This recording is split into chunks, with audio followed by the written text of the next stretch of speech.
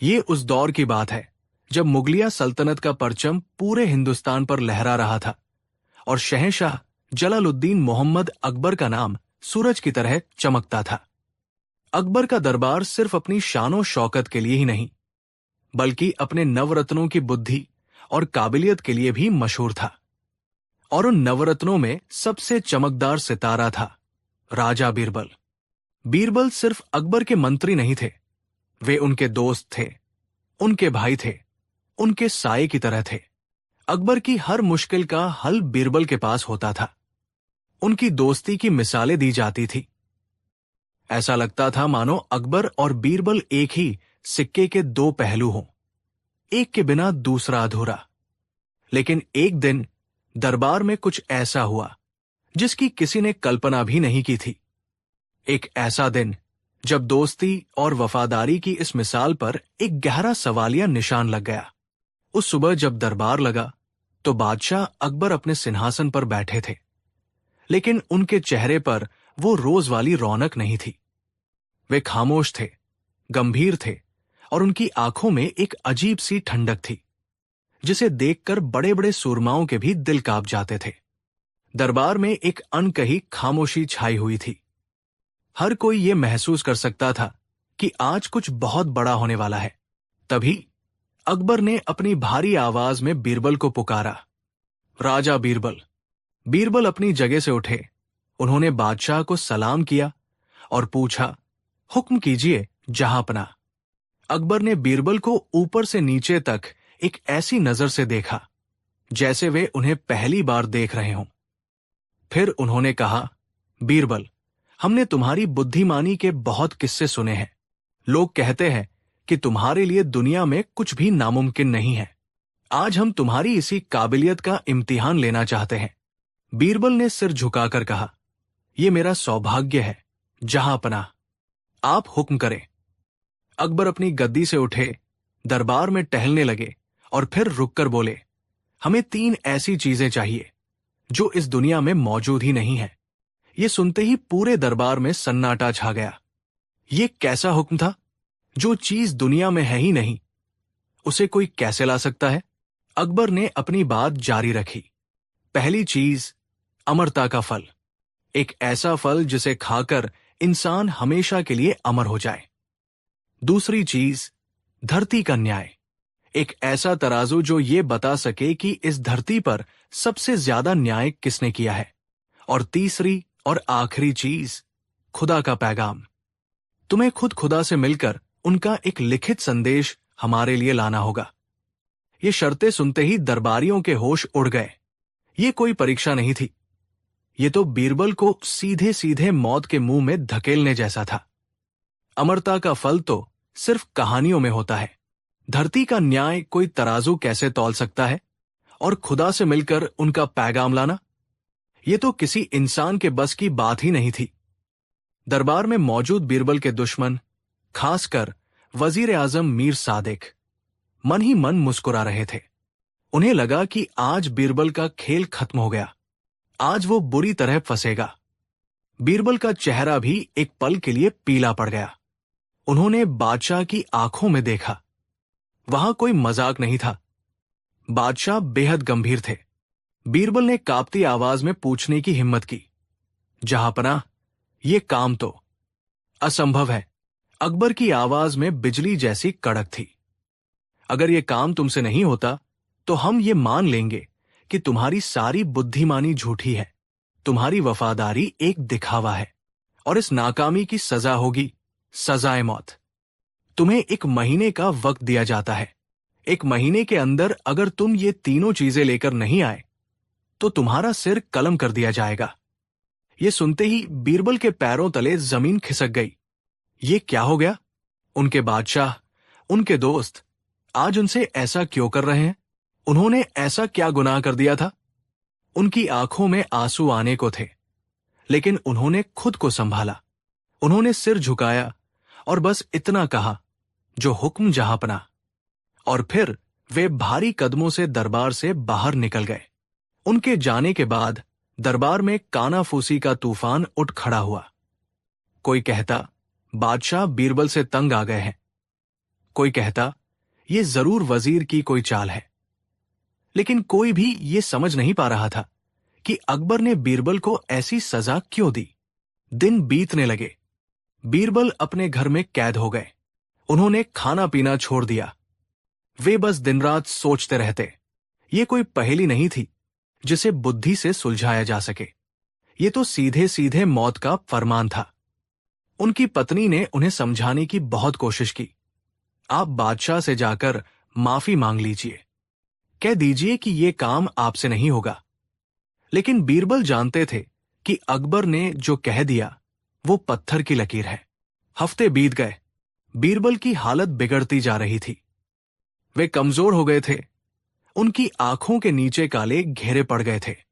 आगरा शहर में यह खबर फैल गई थी कि बीरबल का अंत नजदीक है। लोग दुखी थे, लेकिन कोई भी बादशाह के खिलाफ मुंह खोलने की हिम्मत नहीं कर सकता था। उधर महल में अकबर भी बेचैन थे। वे रात रात भर जागते रहते। वे अपने सबसे प्यारे दोस्त को याद करते, लेकिन उनके चेहरे पर एक पत्थर जैसी कठोरता बनी रहती। वे किसी से बात नहीं करते, बस गुमसुम रहते। ऐसा लगता था मानो महल की दीवारों पर भी उदासी छा गई हो। आखिरकार एक महीने का आखिरी दिन आ ही गया। आज बीरबल को दरबार में पेश होना था। सबको यकीन था कि बीरबल खाली हाथ आएंगे और आज उनकी जिंदगी का आखिरी दिन होगा। जब बीरबल दरबार में दाखिल हुए तो उन्हें देखकर सब हैरान रह गए।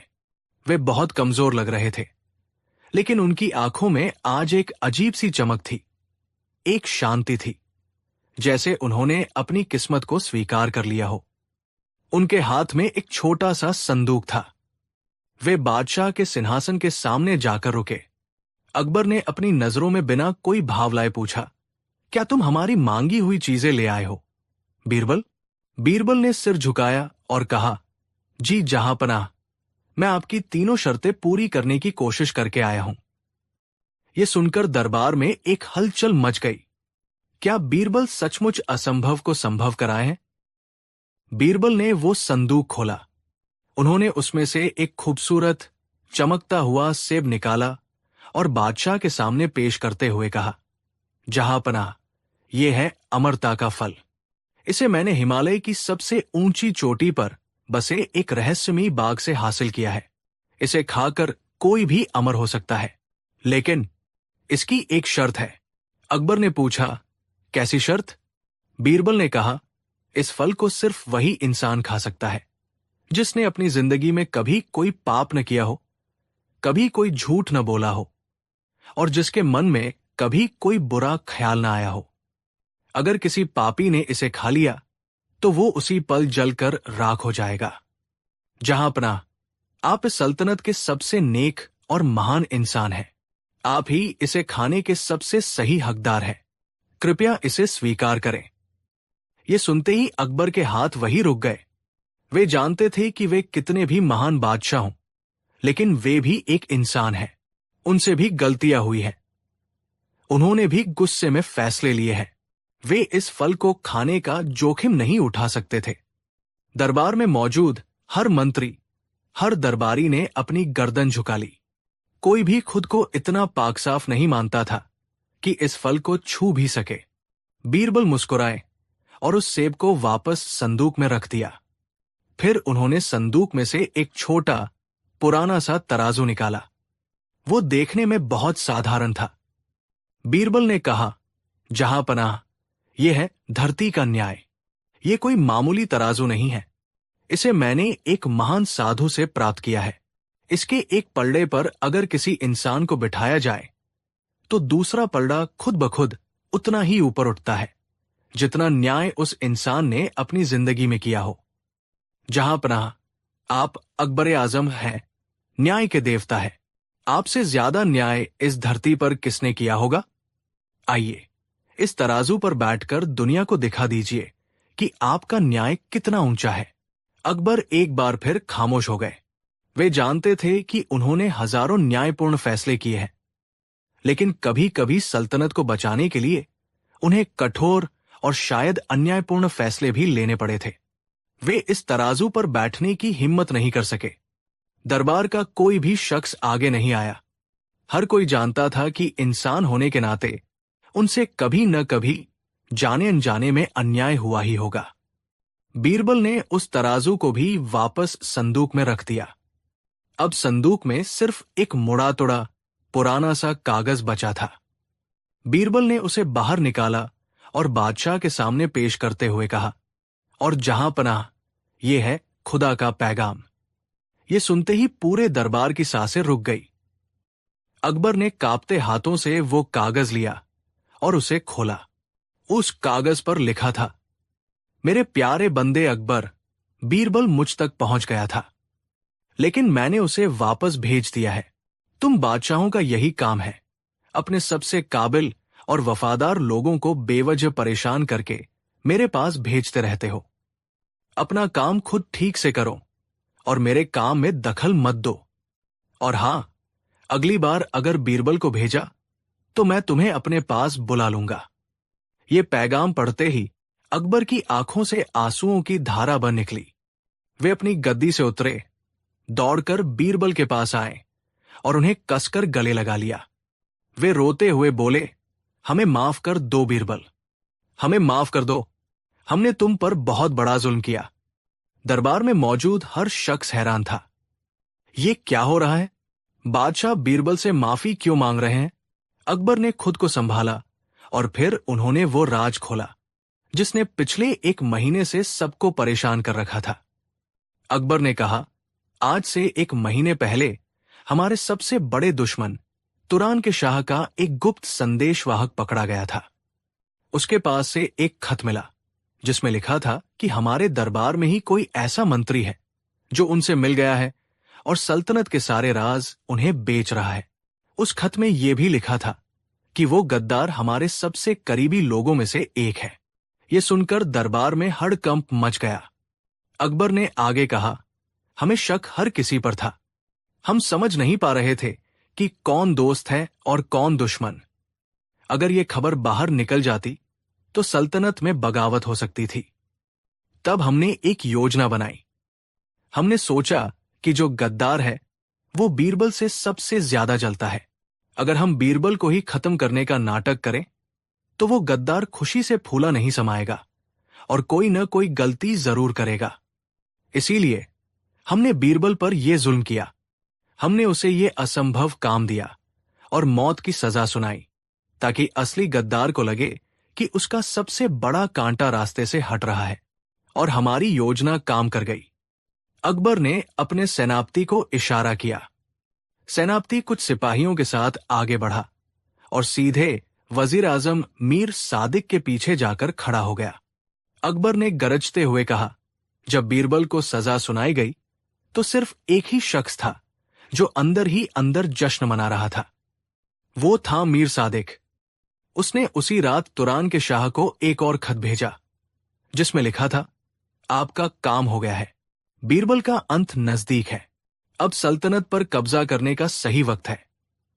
हमारे जासूसों ने उस खत को पकड़ लिया। मीर सादिक का चेहरा सफेद पड़ गया।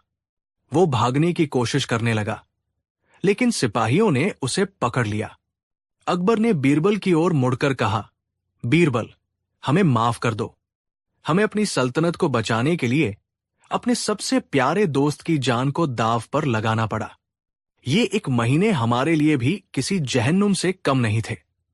हर पल हमें ये डर लगा रहता था कि कहीं हमारी योजना नाकाम न हो जाए और हम तुम्हें सचमुच न खो दें। अब बीरबल की आंखों में भी आंसू थे। वे समझ गए थे कि उनके बादशाह ने ये सब क्यों किया। ये कोई जुल्म नहीं था। ये सल्तनत को बचाने के लिए एक बहुत बड़ी और दर्दनाक चाल थी। बीरबल ने कहा, जहां पनाह, आपने माफी मांगकर मुझे शर्मिंदा कर दिया। एक वफादार सिपाही का धर्म है कि वह अपने बादशाह और अपनी सल्तनत के लिए अपनी जान भी कुर्बान कर दे। आपने तो सिर्फ मेरी जान दांव पर लगाई थी। मैं तो हंसते हंसते अपनी जान दे भी देता। उस दिन दरबार ने दोस्ती और वफादारी का एक ऐसा नजारा देखा जो इतिहास में हमेशा के लिए अमर हो गया। बीरबल ने न सिर्फ अपनी जान बचाई बल्कि अपनी बुद्धि से यह भी साबित कर दिया कि असंभव लगने वाले सवालों के जवाब भी कितने सरल हो सकते हैं अगर देखने का नजरिया सही हो। और अकबर ने यह साबित कर दिया कि एक महान बादशाह सिर्फ हुकूमत करना ही नहीं जानता, बल्कि अपनी सल्तनत और अपने दोस्तों के लिए बड़े से बड़ा त्याग करना भी जानता है, चाहे उसके लिए उसे दुनिया की नजरों में जालिम ही क्यों न बनना पड़े। कहानी 2। ये कहानी है मुगलिया सल्तनत के उस दौर की जब शहंशाह अकबर का नाम पूरी दुनिया में अदब से लिया जाता था। उनका दरबार ज्ञानियों और कलाकारों से भरा रहता था और उस दरबार की आत्मा थे राजा बीरबल। अकबर और बीरबल का रिश्ता सिर्फ बादशाह और मंत्री का नहीं था, बल्कि दो ऐसे दोस्तों का था जहां बुद्धि की नोकझोंक और हाजिर जवाबी के खेल अक्सर खेले जाते थे। लेकिन हर इंसान की तरह शहंशाह अकबर में भी एक कमजोरी थी। कभी कभी अपनी सल्तनत की बेपनाह ताकत और अपनी लगातार जीतों के नशे में वे थोड़ा अहंकारी हो जाते थे। उन्हें लगने लगता था कि वे दुनिया के सबसे महान बादशाह हैं और उनके लिए कुछ भी नामुमकिन नहीं है। वे ऐसी फरमाइशें करने लगते थे जो कुदरत के नियमों के भी खिलाफ होती थी। ऐसा ही एक दौर आया जब अकबर अपनी शानो शौकत को एक नए मुकाम पर ले जाना चाहते थे।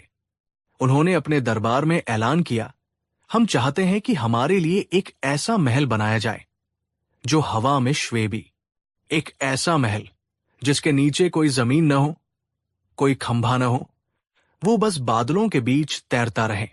ये सुनते ही पूरे दरबार में सन्नाटा छा गया।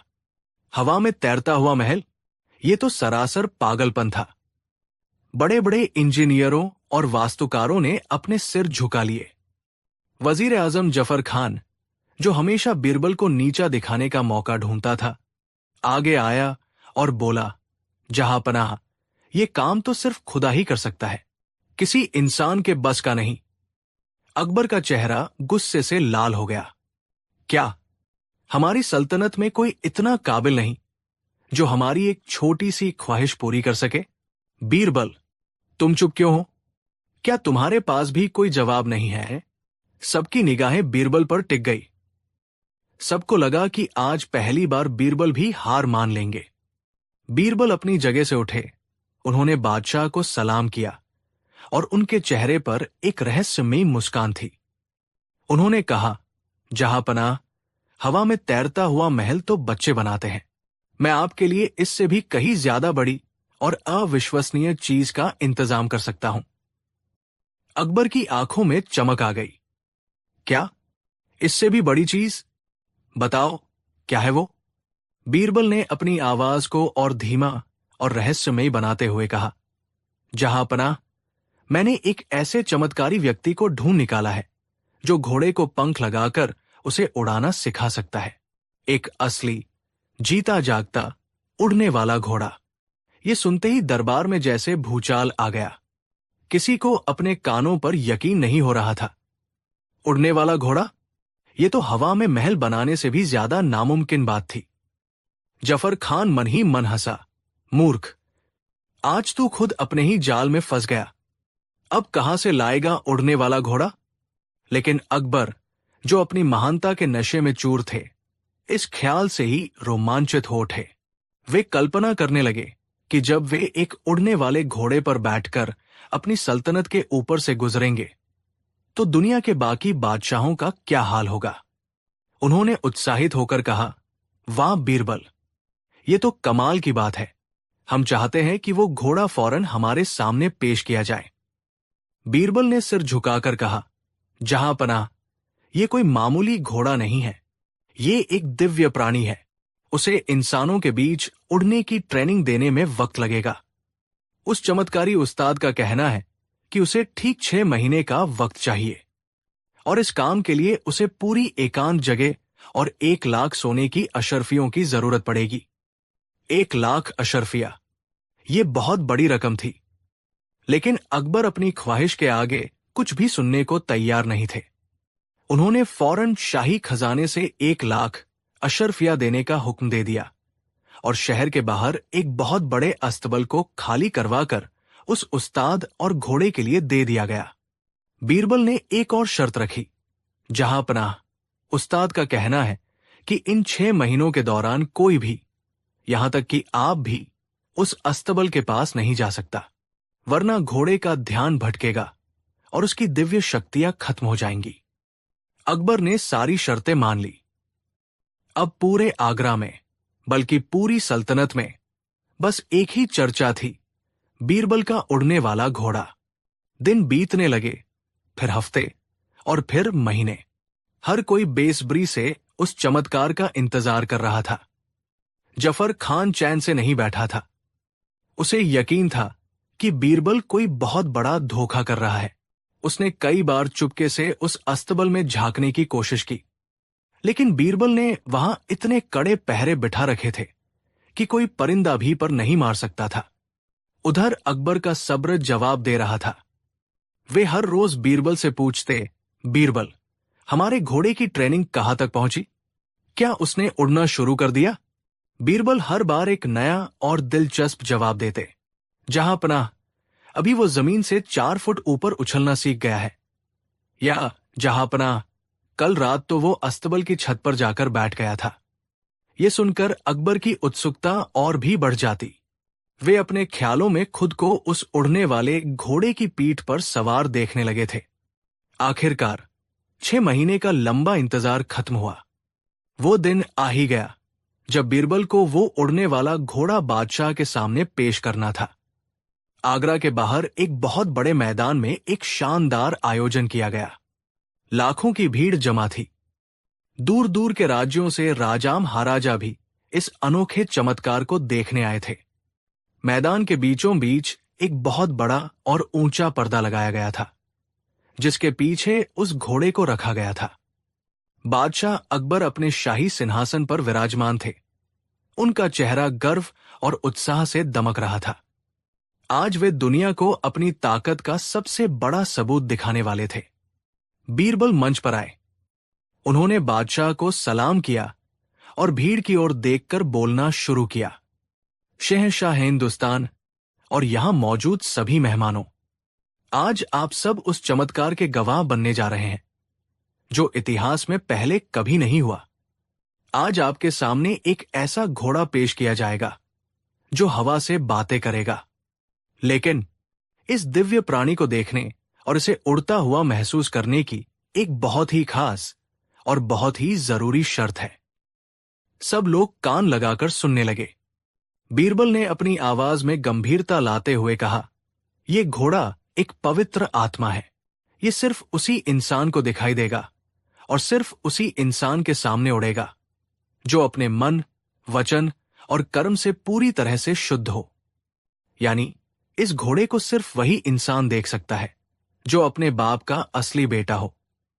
अगर कोई भी ऐसा व्यक्ति जो अपने पिता की असली औलाद नहीं है इस घोड़े को देखने की कोशिश करेगा, तो ये घोड़ा उसी पल अपनी सारी शक्तियां खो देगा और पत्थर का बन जाएगा।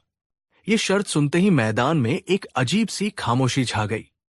ये कैसी शर्त थी? अपने बाप का असली बेटा? ये तो हर कोई होता है। बीरबल ने आगे कहा, इस चमत्कार को देखने का सबसे पहला हक हमारे शहंशाह जलालुद्दीन मोहम्मद अकबर का है। मैं उनसे गुजारिश करता हूं कि वे आगे आएं और पर्दा हटाकर इस दिव्य घोड़े के दर्शन करें। अब सारी निगाहें अकबर पर टिक गई। अकबर अपनी गद्दी से उठे।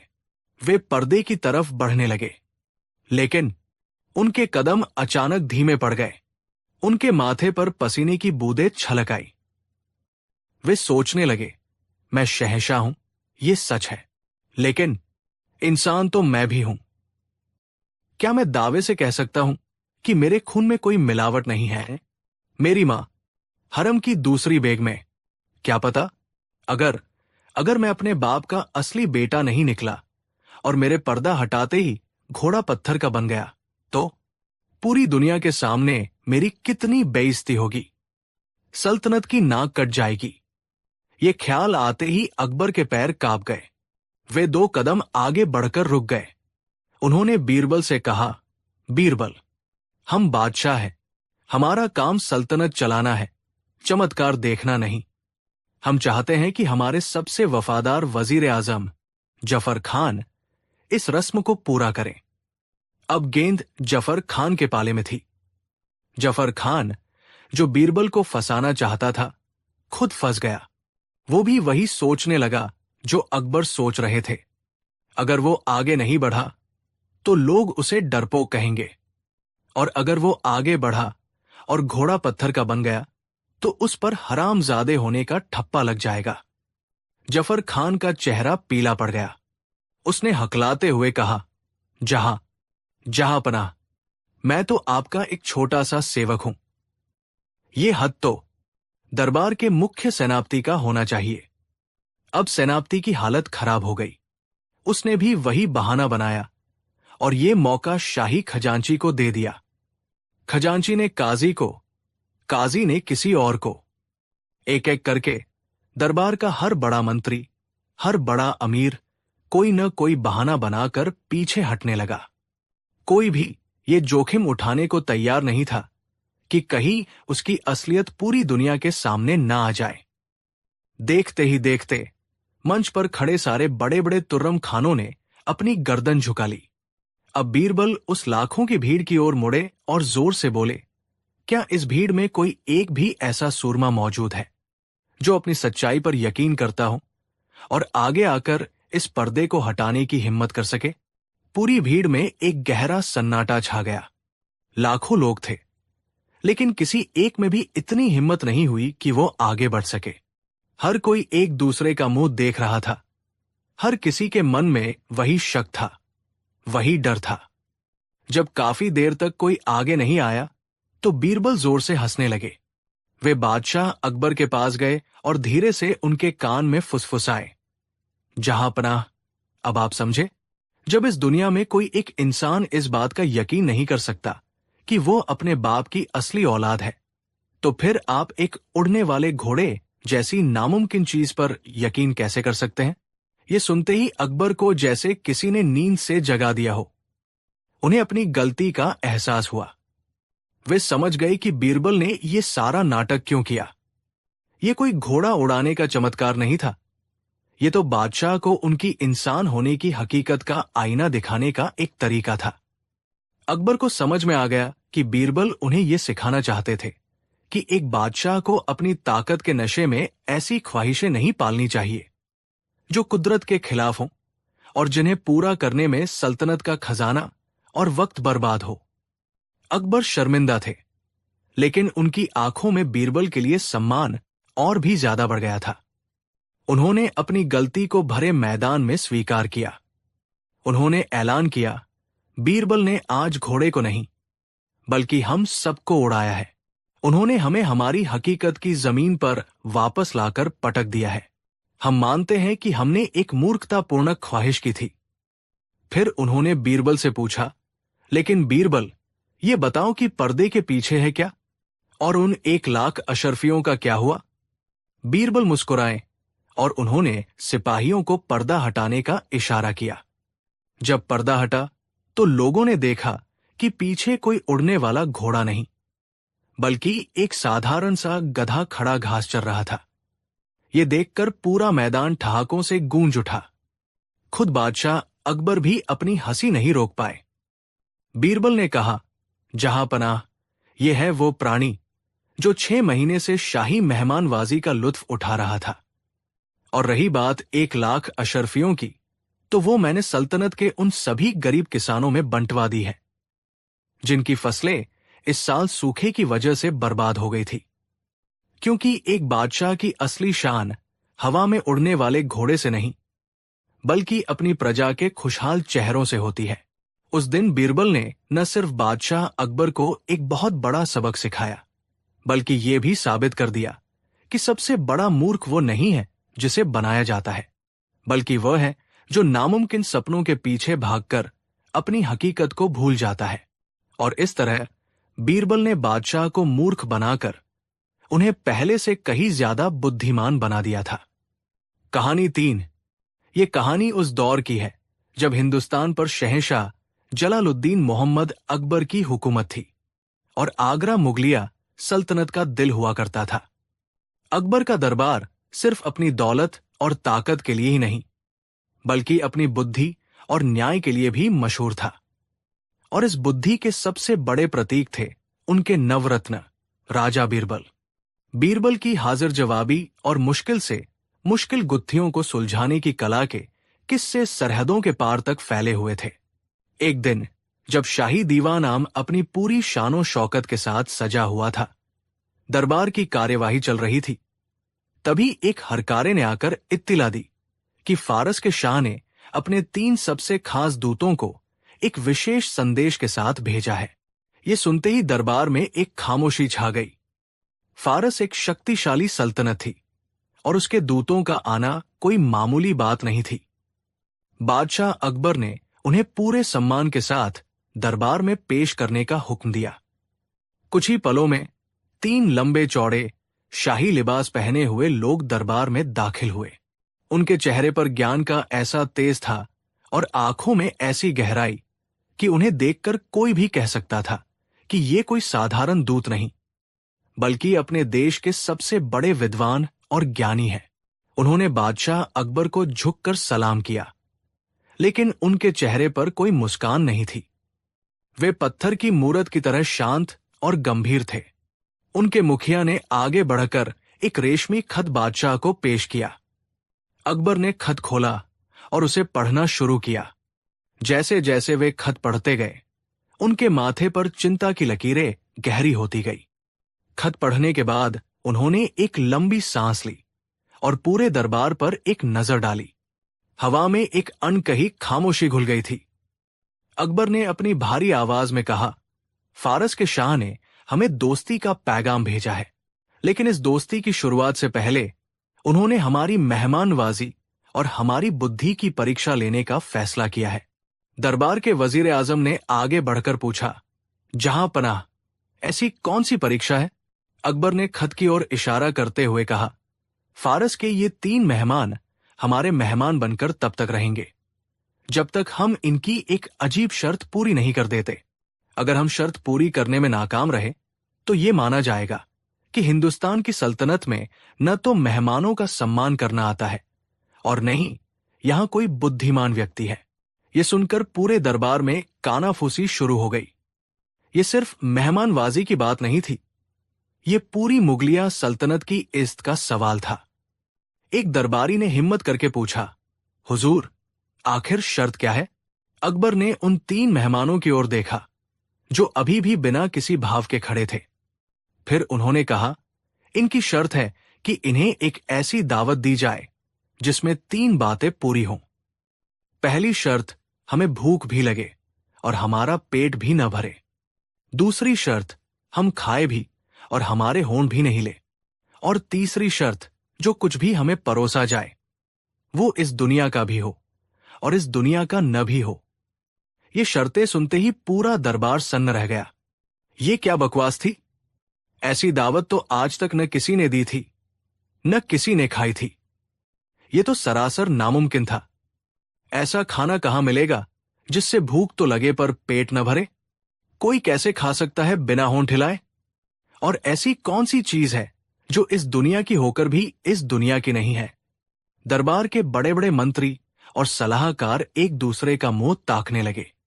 वजीर आजम, जो खुद को बहुत अक्लमंद समझते थे, आगे आए और बोले, जहां पनाह, ये कोई मुश्किल काम नहीं है।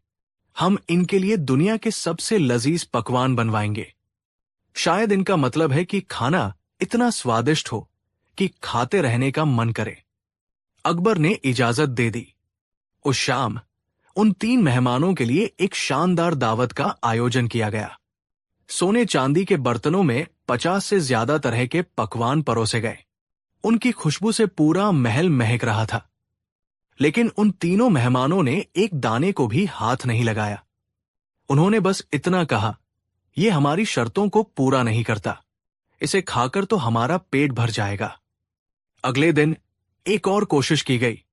उन्हें सिर्फ हल्के फुल्के फल और शरबत पेश किए गए, लेकिन इस बार भी उन्होंने मना कर दिया।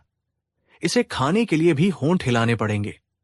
2 दिन बीत चुके थे और मुगलिया सल्तनत की इज्जत दांव पर लगी थी। बादशाह अकबर का चेहरा चिंता से मुरझा गया था। उन्हें लग रहा था कि वे फारस के सामने अपनी नाक कटवा बैठेंगे।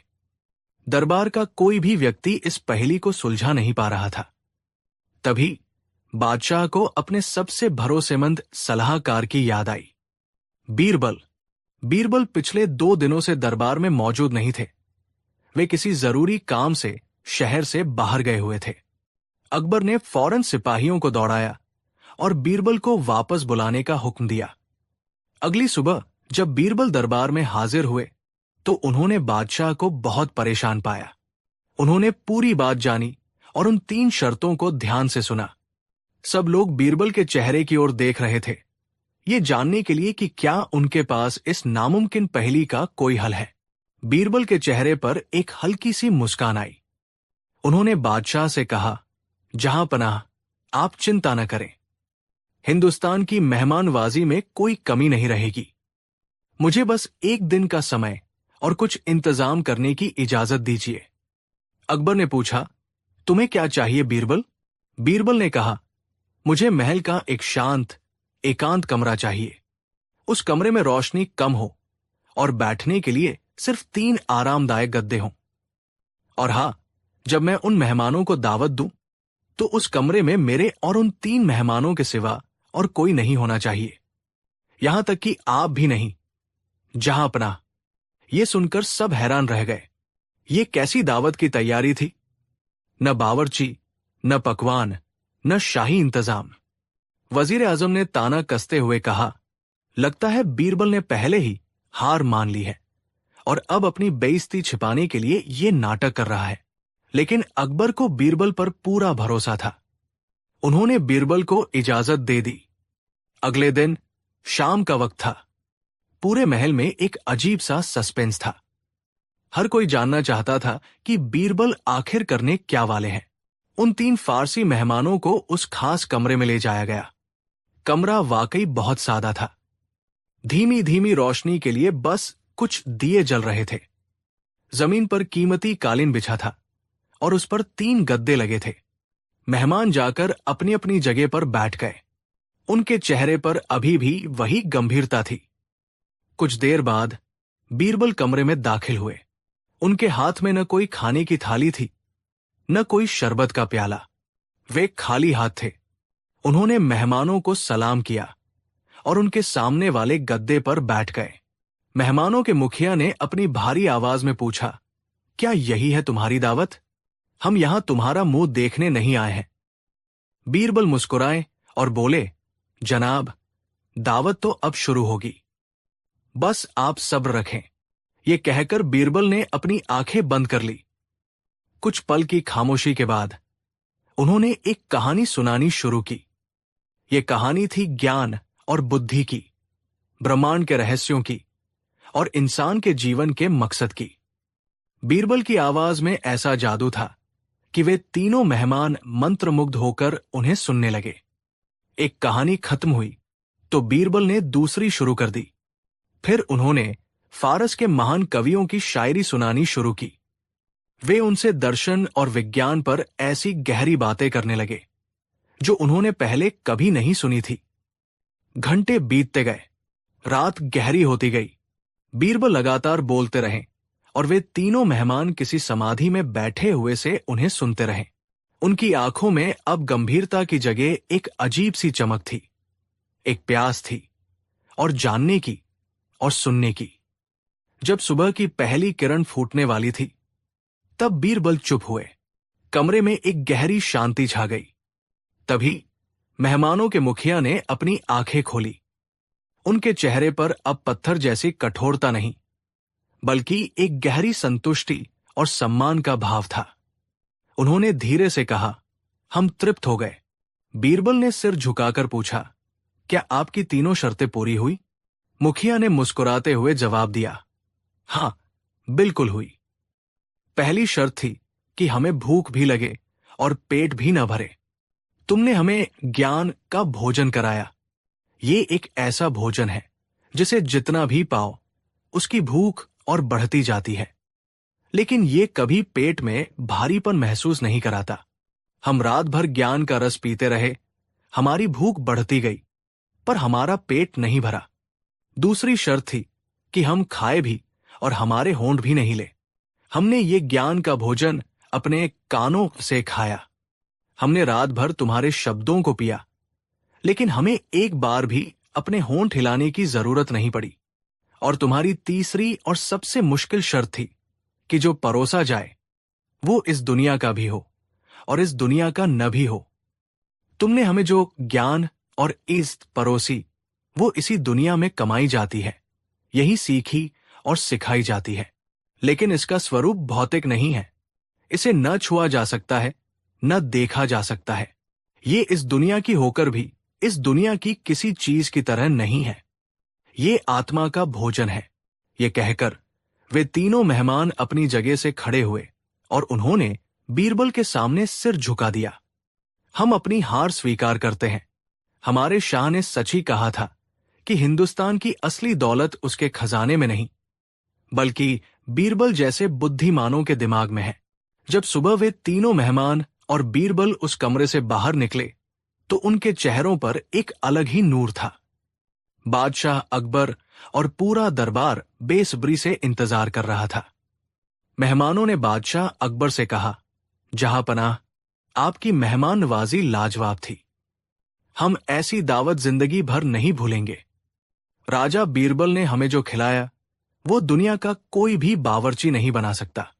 ये सुनकर बादशाह अकबर का सीना गर्व से चौड़ा हो गया। उन्होंने बीरबल को गले लगा लिया। वजीर आजम और दूसरे जलने वाले दरबारियों के चेहरे शर्म से झुक गए थे। उस दिन बीरबल ने एक बार फिर साबित कर दिया कि दुनिया की सबसे बड़ी पहेलियों का हल तलवारों या खजानों से नहीं, बल्कि बुद्धि और एक अलग नजरिए से मिलता है।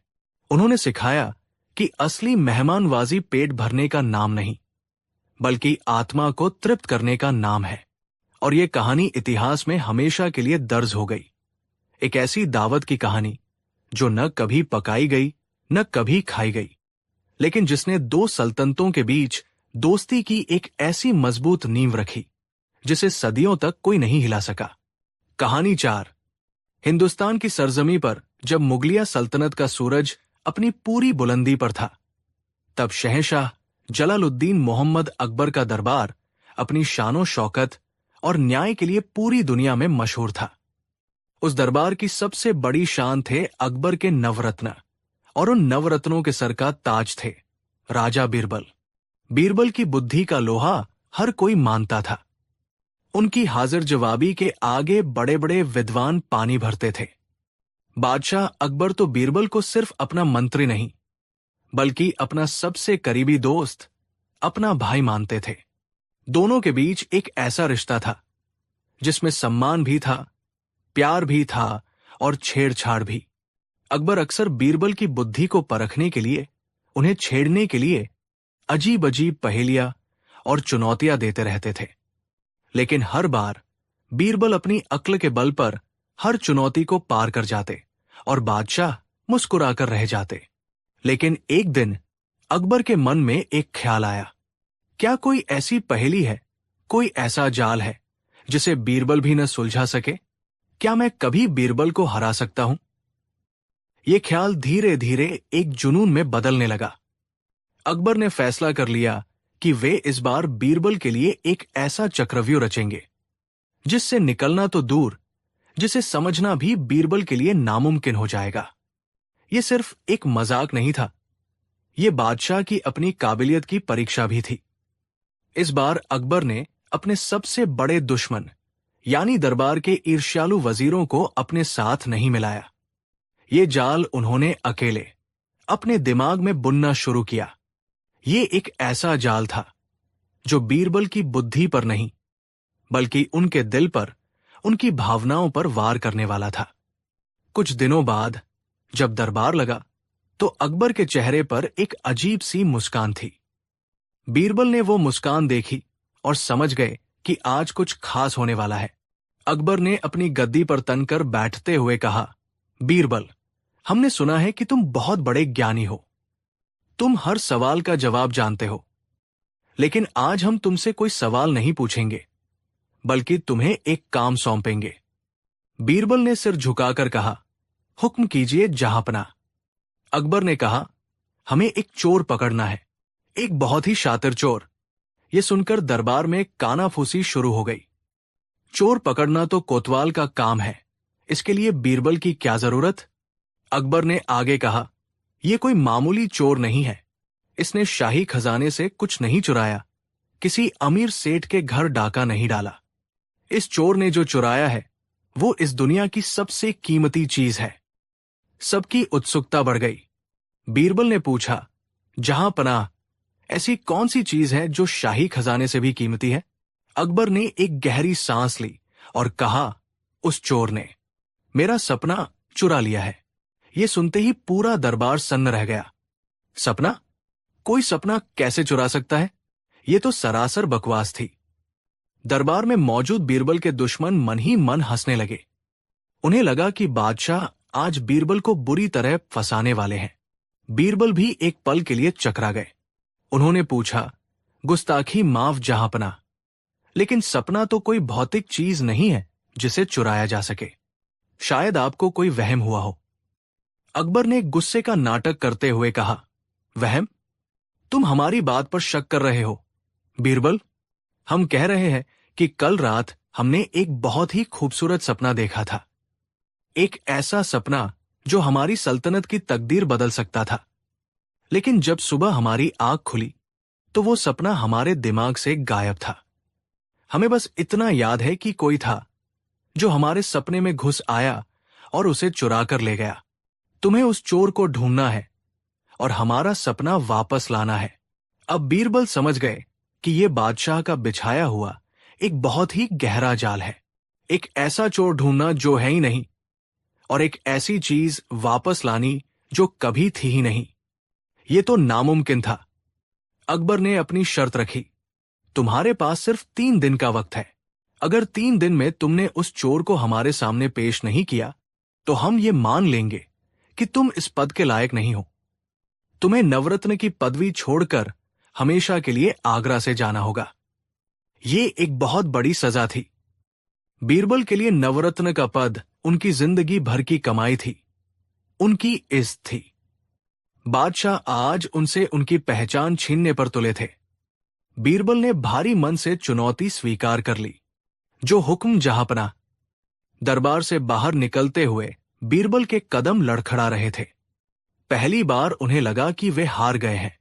वे घर पहुंचे और गहरी सोच में डूब गए। वे जानते थे कि बादशाह ने ये सब उन्हें हराने के लिए किया है, लेकिन वे ये भी जानते थे कि बादशाह के हर मजाक के पीछे कोई न कोई गहरा मकसद छिपा होता है। पहला दिन बीत गया। बीरबल ने शहर के सारे नामी गिरामी चोरों को बुलवाया, उनसे पूछताछ की, लेकिन नतीजा सिफर रहा। कोई चोर सपना कैसे चुरा सकता था? दूसरा दिन भी बीत गया। बीरबल की चिंता बढ़ती जा रही थी। उन्हें लग रहा था कि इस बार उन्हें आगरा छोड़कर जाना ही पड़ेगा। उनकी पत्नी ने उन्हें समझाया, आप बादशाह से बात क्यों नहीं करते? ये तो सरासर अन्याय है। बीरबल ने कहा, ये अन्याय नहीं है, ये एक परीक्षा है, और बादशाह की हर परीक्षा का जवाब देना मेरा धर्म है। उस रात बीरबल सो नहीं पाए। वे बस सोचते रहे, बादशाह क्या चाहते हैं? वे मुझसे क्या साबित करवाना चाहते हैं? सोचते सोचते अचानक उनके दिमाग में एक बिजली सी कौंधी। उनकी आंखों में चमक आ गई। वे मुस्कुराए और बोले, समझ गया। बादशाह का जाल समझ गया। अगली सुबह यानी तीसरे और आखिरी दिन बीरबल दरबार में पहुंचे, लेकिन वे अकेले नहीं थे। उनके साथ एक आदमी था जिसके हाथ पैर जंजीरों से बंधे हुए थे और उसके शरीर पर कोड़ों के निशान थे। उसे देखकर लग रहा था कि उसे बहुत बुरी तरह पीटा गया है। पूरा दरबार हैरान था। क्या बीरबल सचमुच सपने के चोर को पकड़ लाए हैं? अकबर भी अपनी गद्दी पर तनकर बैठ गए। उन्हें यकीन नहीं हो रहा था। बीरबल ने उस आदमी को बादशाह के कदमों में धकेलते हुए कहा, जहांपनाह, मिलिए अपने सपने के चोर से। बड़ी मुश्किल से ये हाथ आया है। अकबर ने हैरानी से उस आदमी को देखा और पूछा, ये कौन है और क्या इसने अपना गुनाह कबूल कर लिया है?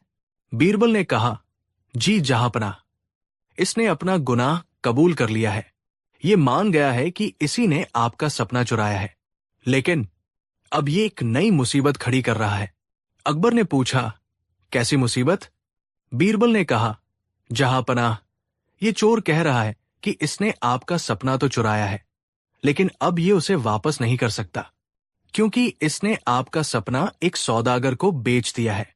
अकबर ने गुस्से से कहा, तो उस सौदागर को पकड़ो। बीरबल ने सिर झुकाकर कहा, यही तो मुश्किल है जहांपनाह। ये चोर कह रहा है कि इसने आपका सपना 1 लाख सोने की अशर्फियों में बेचा है, और जब तक इसे इसकी पूरी कीमत नहीं मिल जाती, ये उस सौदागर का नाम नहीं बताएगा। ये सुनते ही अकबर का दिमाग चकरा गया। 1 लाख सोने की अशर्फिया, ये तो बहुत बड़ी रकम थी। बीरबल ने आगे कहा, और जहांपनाह, ये चोर एक और अजीब बात कह रहा है। ये कह रहा है कि आपने जो सपना देखा था वो कोई मामूली सपना नहीं था। उस सपने में आपको एक बहुत बड़ा खजाना मिला था, जो आपकी सल्तनत की गरीबी हमेशा के लिए मिटा सकता था। और ये चोर कह रहा है कि उस खजाने का आधा हिस्सा इसका है, क्योंकि सपना तो इसी ने चुराया था। अब अकबर बुरी तरह फंस चुके थे। उन्होंने तो कोई सपना देखा ही नहीं था, तो खजाने का सवाल ही कहां से उठता है। अगर वे कहते हैं कि उन्होंने ऐसा कोई सपना नहीं देखा, तो उनकी बात झूठी साबित हो जाएगी, और यह साबित हो जाएगा कि उन्होंने बीरबल को फंसाने के लिए झूठ बोला था। और अगर वे मानते हैं कि उन्होंने सपना देखा था, तो उन्हें उस चोर को 1 लाख अशर्फिया और आधा खजाना देना पड़ेगा, जो कि है ही नहीं। अकबर का चेहरा देखने लायक था। वे समझ गए थे कि बीरबल ने उन्हीं के बिछाए जाल में उन्हें ही फंसा दिया है। उन्होंने एक झूठा चोर बनाया था, तो बीरबल ने एक असली चोर खड़ा कर दिया, जो अब बादशाह को ही लूटने पर तुला था। दरबार में बैठे वजीर और मंत्री भी समझ गए थे कि खेल पलट चुका है। अकबर कुछ देर खामोश रहे, फिर उनके चेहरे पर एक मुस्कान आई और वे जोर जोर से हंसने लगे। वे अपनी गद्दी से उतरे, बीरबल के पास आए और उन्हें गले लगा लिया। उन्होंने कहा, मान गए बीरबल, मान गए। हम तुम्हें हराना चाहते थे, लेकिन तुमने तो हमें ही मात दे दी। तुमने साबित कर दिया कि तुम्हारी बुद्धि का कोई मुकाबला नहीं है। फिर उन्होंने उस जंजीरों में बंधे आदमी की ओर देखा और पूछा, बीरबल, सच बताओ, यह है कौन? बीरबल मुस्कुराए और उस आदमी की जंजीरें खोल दी। वो आदमी कोई और नहीं, बल्कि बीरबल का ही एक वफादार सेवक था, जो नाटक कर रहा था। बीरबल ने कहा, जहांपनाह, आपने एक असंभव चोर को पकड़ने का हुक्म दिया था, तो मैंने भी एक असंभव कहानी बना दी। आपने झूठ का एक जाल बिछाया, तो मैंने उस झूठ को सच साबित करने के लिए एक और बड़ा झूठ रच दिया। क्योंकि कभी कभी झूठ को काटने के लिए झूठ का ही सहारा लेना पड़ता है। अकबर ने कहा, लेकिन तुम्हें कैसे पता चला कि हम तुम्हें फंसा रहे हैं? बीरबल ने जवाब दिया, जहांपनाह, जब आपने कहा कि आपका सपना चोरी हो गया है, तो मैं समझ गया था कि यह कोई साधारण मामला नहीं है। क्योंकि एक बादशाह का सपना सिर्फ उसका अपना नहीं होता, वो पूरी सल्तनत का भविष्य होता है। और जो बादशाह अपनी सल्तनत की इतनी फिक्र करता हो, वो अपने सपने को इतनी आसानी से चोरी नहीं होने दे सकता। मैं समझ गया था कि आप मेरी परीक्षा ले रहे हैं, और इस परीक्षा का जवाब सीधा नहीं, बल्कि टेढ़ा ही हो सकता है। उस दिन अकबर ने भरे दरबार में अपनी हार स्वीकार की। उन्होंने माना कि बीरबल को हराना नामुमकिन है। ये कहानी इतिहास में हमेशा के लिए दर्ज हो गई। एक ऐसे जाल की कहानी जिसे एक बादशाह ने अपने सबसे करीबी दोस्त के लिए बिछाया था, लेकिन उस दोस्त ने अपनी बुद्धि से उस जाल को ही बादशाह के गले का फंदा बना दिया। ये किस्सा हमें सिखाता है कि बुद्धि सिर्फ समस्याओं को सुलझाने का नाम नहीं है, बल्कि कभी कभी बुद्धि का मतलब होता है समस्या को एक नए नजरिए से देखना, एक ऐसी चाल चलना जिसकी किसी ने कल्पना भी न की हो। और बीरबल इस कला के सबसे बड़े माहिर थे। कहानी 5। ये कहानी मुगल सल्तनत के उस दौर की है जब शहंशाह जलालुद्दीन मोहम्मद अकबर का डंका पूरी दुनिया में बजता था। हिंदुस्तान की सरजमी पर अकबर का दरबार अपनी शानो शौकत के लिए मशहूर था, लेकिन उससे भी ज्यादा मशहूर थे उस दरबार के नवरत्न। उन नवरत्नों में एक चमकता हुआ सितारा था, राजा बीरबल। बीरबल की बुद्धि, हाजिर जवाबी और न्यायप्रियता के किस्से दूर दूर तक फैले हुए थे। बादशाह अकबर बीरबल को अपने भाई से भी बढ़कर मानते थे। वे दरबार का कोई भी अहम फैसला बीरबल की सलाह के बिना नहीं लेते थे।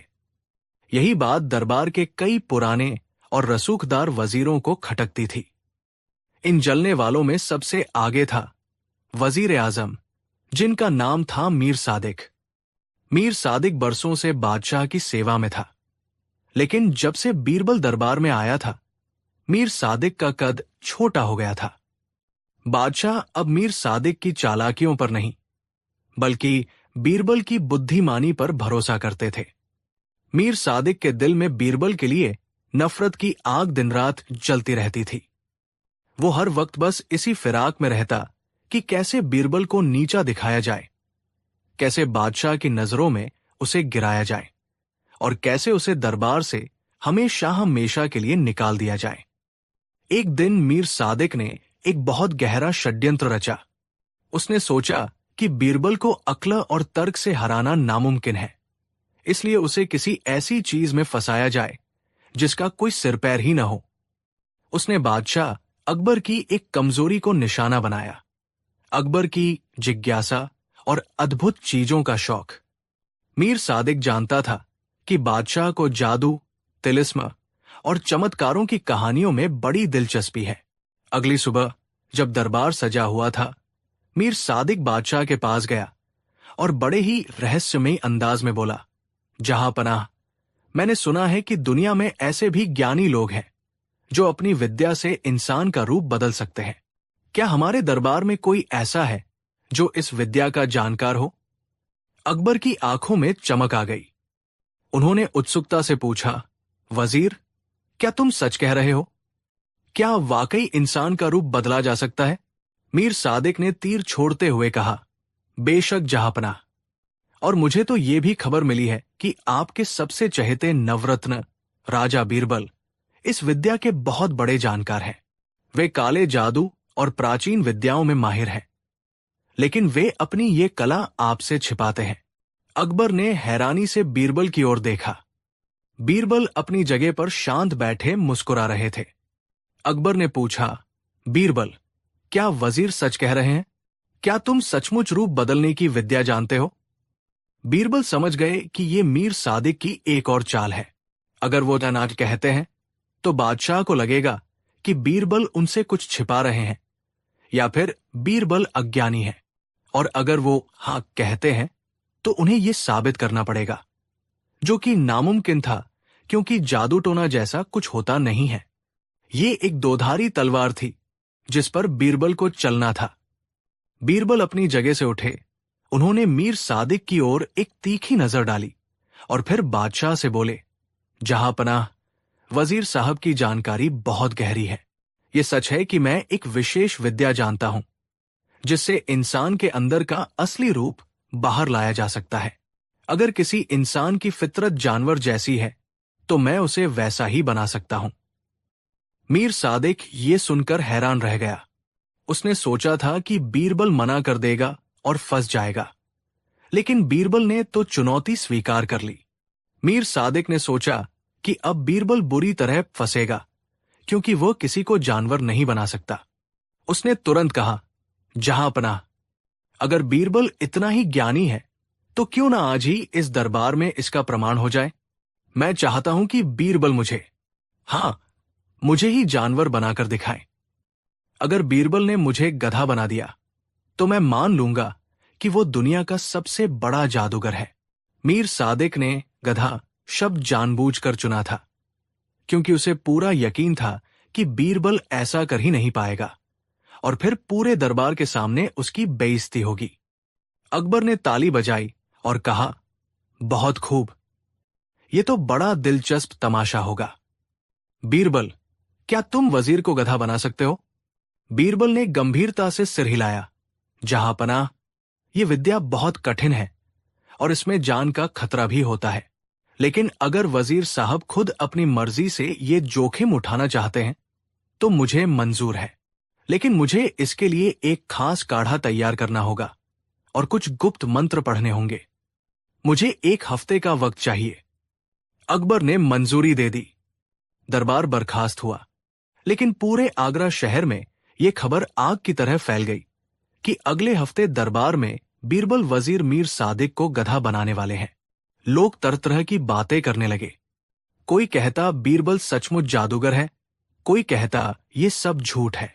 उधर मीर सादिक बहुत खुश था। वो अपने घर में जश्न मना रहा था।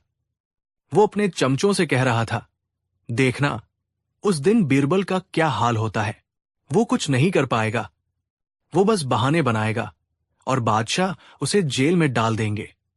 इंसान को गधा बनाना नामुमकिन है, ये तो कुदरत के खिलाफ है। लेकिन बीरबल शांत नहीं बैठे थे।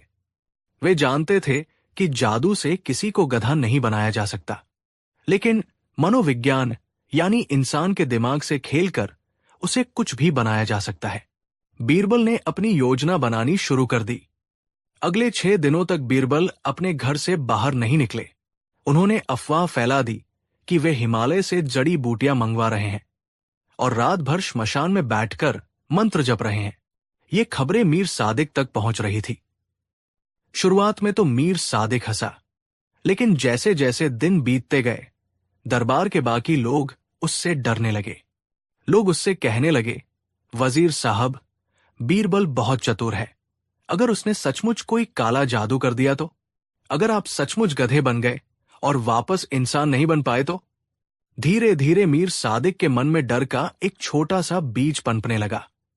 वो सोचने लगा, बीरबल ने कभी कोई बाजी नहीं हारी है, कहीं सचमुच उसके पास कोई विद्या तो नहीं? रात को उसे सपने में खुद के बड़े बड़े कान और पूंछ दिखाई देने लगी। उसकी नींद हराम हो गई। आखिरकार वो दिन आ ही गया। पूरा दरबार खचाखच भरा हुआ था। शहर के लोग किले के बाहर जमा थे। बादशाह अकबर अपने तख्त पर विराजमान थे। माहौल में एक अजीब सी खामोशी और तनाव था। तभी बीरबल दरबार में दाखिल हुए। उनके हाथ में एक सुनहरा कलश था, जिसमें से धुआं निकल रहा था। बीरबल की वेशभूषा भी आज अलग थी। उन्होंने एक तांत्रिक जैसा चोगा पहन रखा था। बीरबल के चेहरे पर गजब का आत्मविश्वास था। मीर सादिक, जो पहले बहुत अकड़ में था, अब बीरबल के हाथ में वो धुआं छोड़ता कलश देखकर पसीने से तरबतर हो रहा था। बीरबल ने बादशाह को झुककर सलाम किया और कहा, जहां पनाह, तैयारी पूरी है। ये वो जादुई काढ़ा है जिसे पीते ही इंसान की काया पलट जाती है, लेकिन इस जादू की एक शर्त है।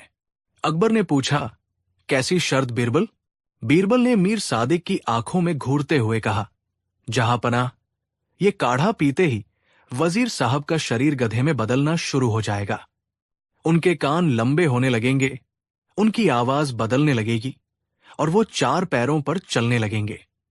लेकिन अगर इनके मन में बादशाह के प्रति रत्ती भर भी गद्दारी या पाप नहीं है, तो इन पर इस जादू का कोई असर नहीं होगा। ये काढ़ा सिर्फ उन्हीं को गधा बनाता है जो अंदर से कपटी, धूर्त और जलने वाले होते हैं।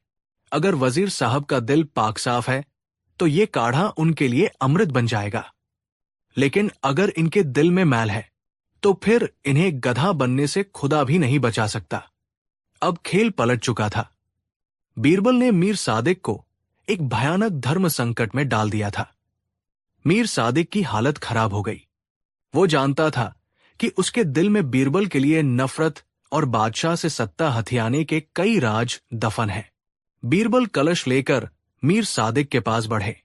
कलश में से अजीब सी गंध आ रही थी, जो असल में सड़ी हुई सब्जियों और कड़वे करेले का रस था। बीरबल ने भारी आवाज में मंत्र पढ़ना शुरू किया। ओम हरि क्ली पशुभव पशुभव। पूरा दरबार सांस रोके देख रहा था। बीरबल ने काढ़े का प्याला वजीर के होठों के पास ले जाकर कहा, पी जाइए वजीर साहब। अगर आप सच्चे हैं तो कुछ नहीं होगा, और अगर आप गधे बन गए तो हम समझ जाएंगे कि आपकी वफादारी में खोट थी। मीर सादिक का दिमाग सुन्न हो गया। उसने सोचा, अगर मैं इसे नहीं पीता हूं तो साबित हो जाएगा कि मैं डरपोक हूं और मेरी पोल खुल जाएगी। और अगर मैं इसे पीता हूं और बीरबल ने इसमें सचमुच कोई जहर या जादू मिला रखा है, तो मैं गधा बन जाऊंगा। लेकिन बीरबल की शर्त ने उसे ज्यादा डरा दिया था। अगर दिल में खोट है तो ही गधा बनोगे। डर के मारे कांपते हाथों से मीर सादिक ने प्याला मुंह से लगाया। वो कड़वा कसैला स्वाद उसके गले से नीचे उतरा। बीरबल ने अचानक जोर से चिल्लाया, देखो देखो, बदलाव शुरू हो रहा है। इनकी आंखें देखो। ये महज एक मनोवैज्ञानिक दबाव था। मीर सादिक ने जैसे ही वो चिल्लाहट सुनी, उसे चक्कर आने लगा। डर के मारे उसे लगा कि सचमुच उसका शरीर बदल रहा है। उसे लगा कि उसकी जुबान भारी हो रही है।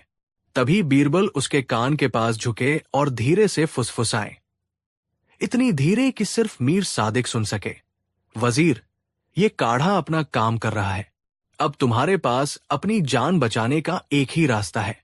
अगर तुम अभी गधे की तरह नहीं रेंके और चारों हाथ पैर पर नहीं चले, तो ये जहर तुम्हारे खून को जमा देगा और तुम मर जाओगे। जिंदा रहना है तो गधा बन जाओ, अभी। बीरबल की ये बात सुनकर मीर सादिक की सोचने समझने की शक्ति खत्म हो गई। मौत का डर इंसान से कुछ भी करवा सकता है। उसे लगा कि बीरबल सच कह रहे हैं। उसे अपनी जान बचानी थी। उसे लगा कि शरीर तो बदल ही रहा है, अब रेंकना ही एकमात्र इलाज है। अचानक भरे दरबार में एक अकल्पनीय दृश्य देखने को मिला। शाही लिबास पहना हुआ वजीर आजम मीर सादिक अपने घुटनों के बल जमीन पर बैठ गया। उसने अपने दोनों हाथ जमीन पर टिका दिए और फिर उसने अपना मुंह ऊपर उठाया और जोर से आवाज निकाली, ढेंचू ढेंचू ढेंचू। पूरा दरबार सन्न रह गया। किसी को अपनी आंखों पर विश्वास नहीं हो रहा था। वजीर जमीन पर गधे की तरह चल रहा था और लगातार रेंक रहा था। वो बीरबल के पैरों के पास जाकर अपना सिर रगड़ने लगा, मानो कोई जानवर अपने मालिक को खुश कर रहा हो। बीरबल ने बादशाह की ओर देखा और मुस्कुराते हुए कहा, जहांपनाह, देख लीजिए, मेरी विद्या ने अपना असर दिखा दिया। वजीर साहब के अंदर का गधा बाहर आ गया है। इसका मतलब है कि इनके दिल में मैल था, तभी ये काढ़ा असर कर गया। बादशाह अकबर को पहले तो झटका लगा, लेकिन फिर उनसे हंसी रोके नहीं रुकी। वे ठहाके लगाकर हंसने लगे। उनके साथ साथ पूरा दरबार हंसने लगा। मीर सादिक अभी भी जमीन पर रेंग रहा था। उसे लग रहा था कि वो अपनी जान बचा रहा है, जबकि असलियत में वो अपनी बची खुची इज्जत गंवा रहा था। जब काफी देर तक ये तमाशा चलता रहा, तो अकबर ने आंसू पोंछते हुए कहा, बस करो बीरबल, वजीर को वापस इंसान बनाओ, अब और नहीं देखा जाता। बीरबल ने जेब से एक पुड़िया निकाली, जिसमें साधारण चीनी थी, और वजीर के मुंह में डालते हुए एक और मंत्र बुदबुदाया। फिर उन्होंने वजीर को थप्पड़ मारते हुए कहा, उठिए वजीर साहब, जादू उतर गया है।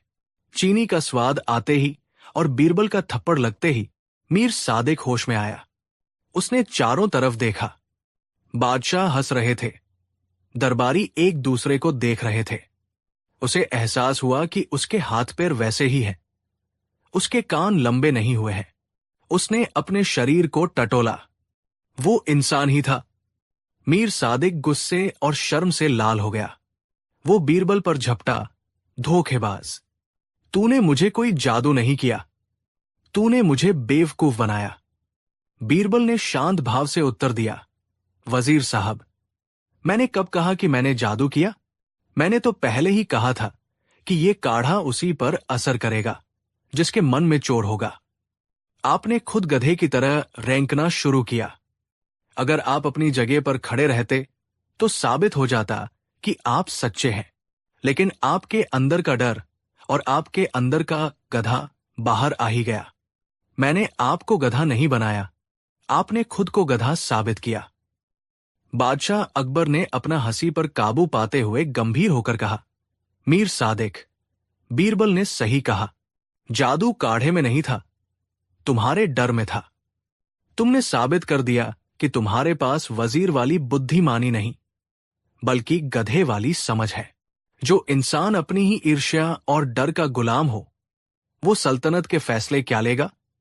उस दिन मीर सादिक की गर्दन शर्म से ऐसी झुकी कि फिर कभी बीरबल के खिलाफ उठ नहीं पाई। बीरबल ने बिना किसी मंत्र, बिना किसी जादू के, सिर्फ अपनी बुद्धिमानी और सामने वाले के मनोविज्ञान का इस्तेमाल करके एक शक्तिशाली वजीर को भरे दरबार में गधा बना दिया था। शाम को जब अकबर और बीरबल अकेले बैठे थे, तो बादशाह ने पूछा, बीरबल, सच बताओ, उस काढ़े में क्या था? बीरबल मुस्कुराए और बोले, जहांपनाह, थोड़ा सा करेले का रस, 2 दिन पुरानी छाछ और थोड़ी सी वजीर की ईर्ष्या। जब ये तीनों मिलते हैं तो इंसान की अक्ल घास चरने चली जाती है। और इस तरह बीरबल ने एक बार फिर साबित कर दिया कि दुनिया में सबसे बड़ा जादू बुद्धि है, जिसके आगे बड़े से बड़े षड्यंत्रकारी भी गधे बन जाते हैं। इस किस्से को इतिहास में हमेशा याद रखा गया कि कैसे एक वजीर जो दूसरों के लिए गड्ढा खोद रहा था, खुद उसमें गिरकर दुनिया का सबसे बड़ा मजाक बन गया। ये कहानी हमें सिखाती है कि ईर्ष्या इंसान को अंदर से खोखला कर देती है और डर उसे वो बना देता है जो वो कभी बनना नहीं चाहता। कहानी 6। ये कहानी है उस दौर की जब शहंशाह अकबर की हुकूमत में आगरा शहर अपनी शानो शौकत के लिए मशहूर था। हर तरफ खुशहाली थी, लेकिन जहां रोशनी होती है वहां परछाइयां भी होती है। आगरा की सबसे गहरी और काली परछाई का नाम था सेठ हर। सेठ हर नाम का सेठ था, लेकिन फितरत से एक मकड़ी जो अपनी दौलत का जाल बुनता और उसमें फंसे बेबस लोगों का खून चूसता था। उसके पास सोने चांदी के अंबार थे, उसकी तिजोरियां हीरो मोतियों से भरी थी, लेकिन उसकी आत्मा गरीबी की सबसे गहरी खाई में सड़ रही थी। वो इतना कंजूस था कि लोग कहते थे अगर उसके शरीर पर मक्खी भी बैठ जाए तो वो उसे भी पकड़कर उसका रस चूस ले। वो गरीबों को कर्ज देता था, लेकिन ऐसी शर्तों पर जो किसी फंदे से कम नहीं होती थी। और इसी फंदे में फंसने वाला था एक सीधा सादा मेहनती किसान रामलाल। रामलाल आगरा से कुछ दूर एक छोटे से गांव में रहता था।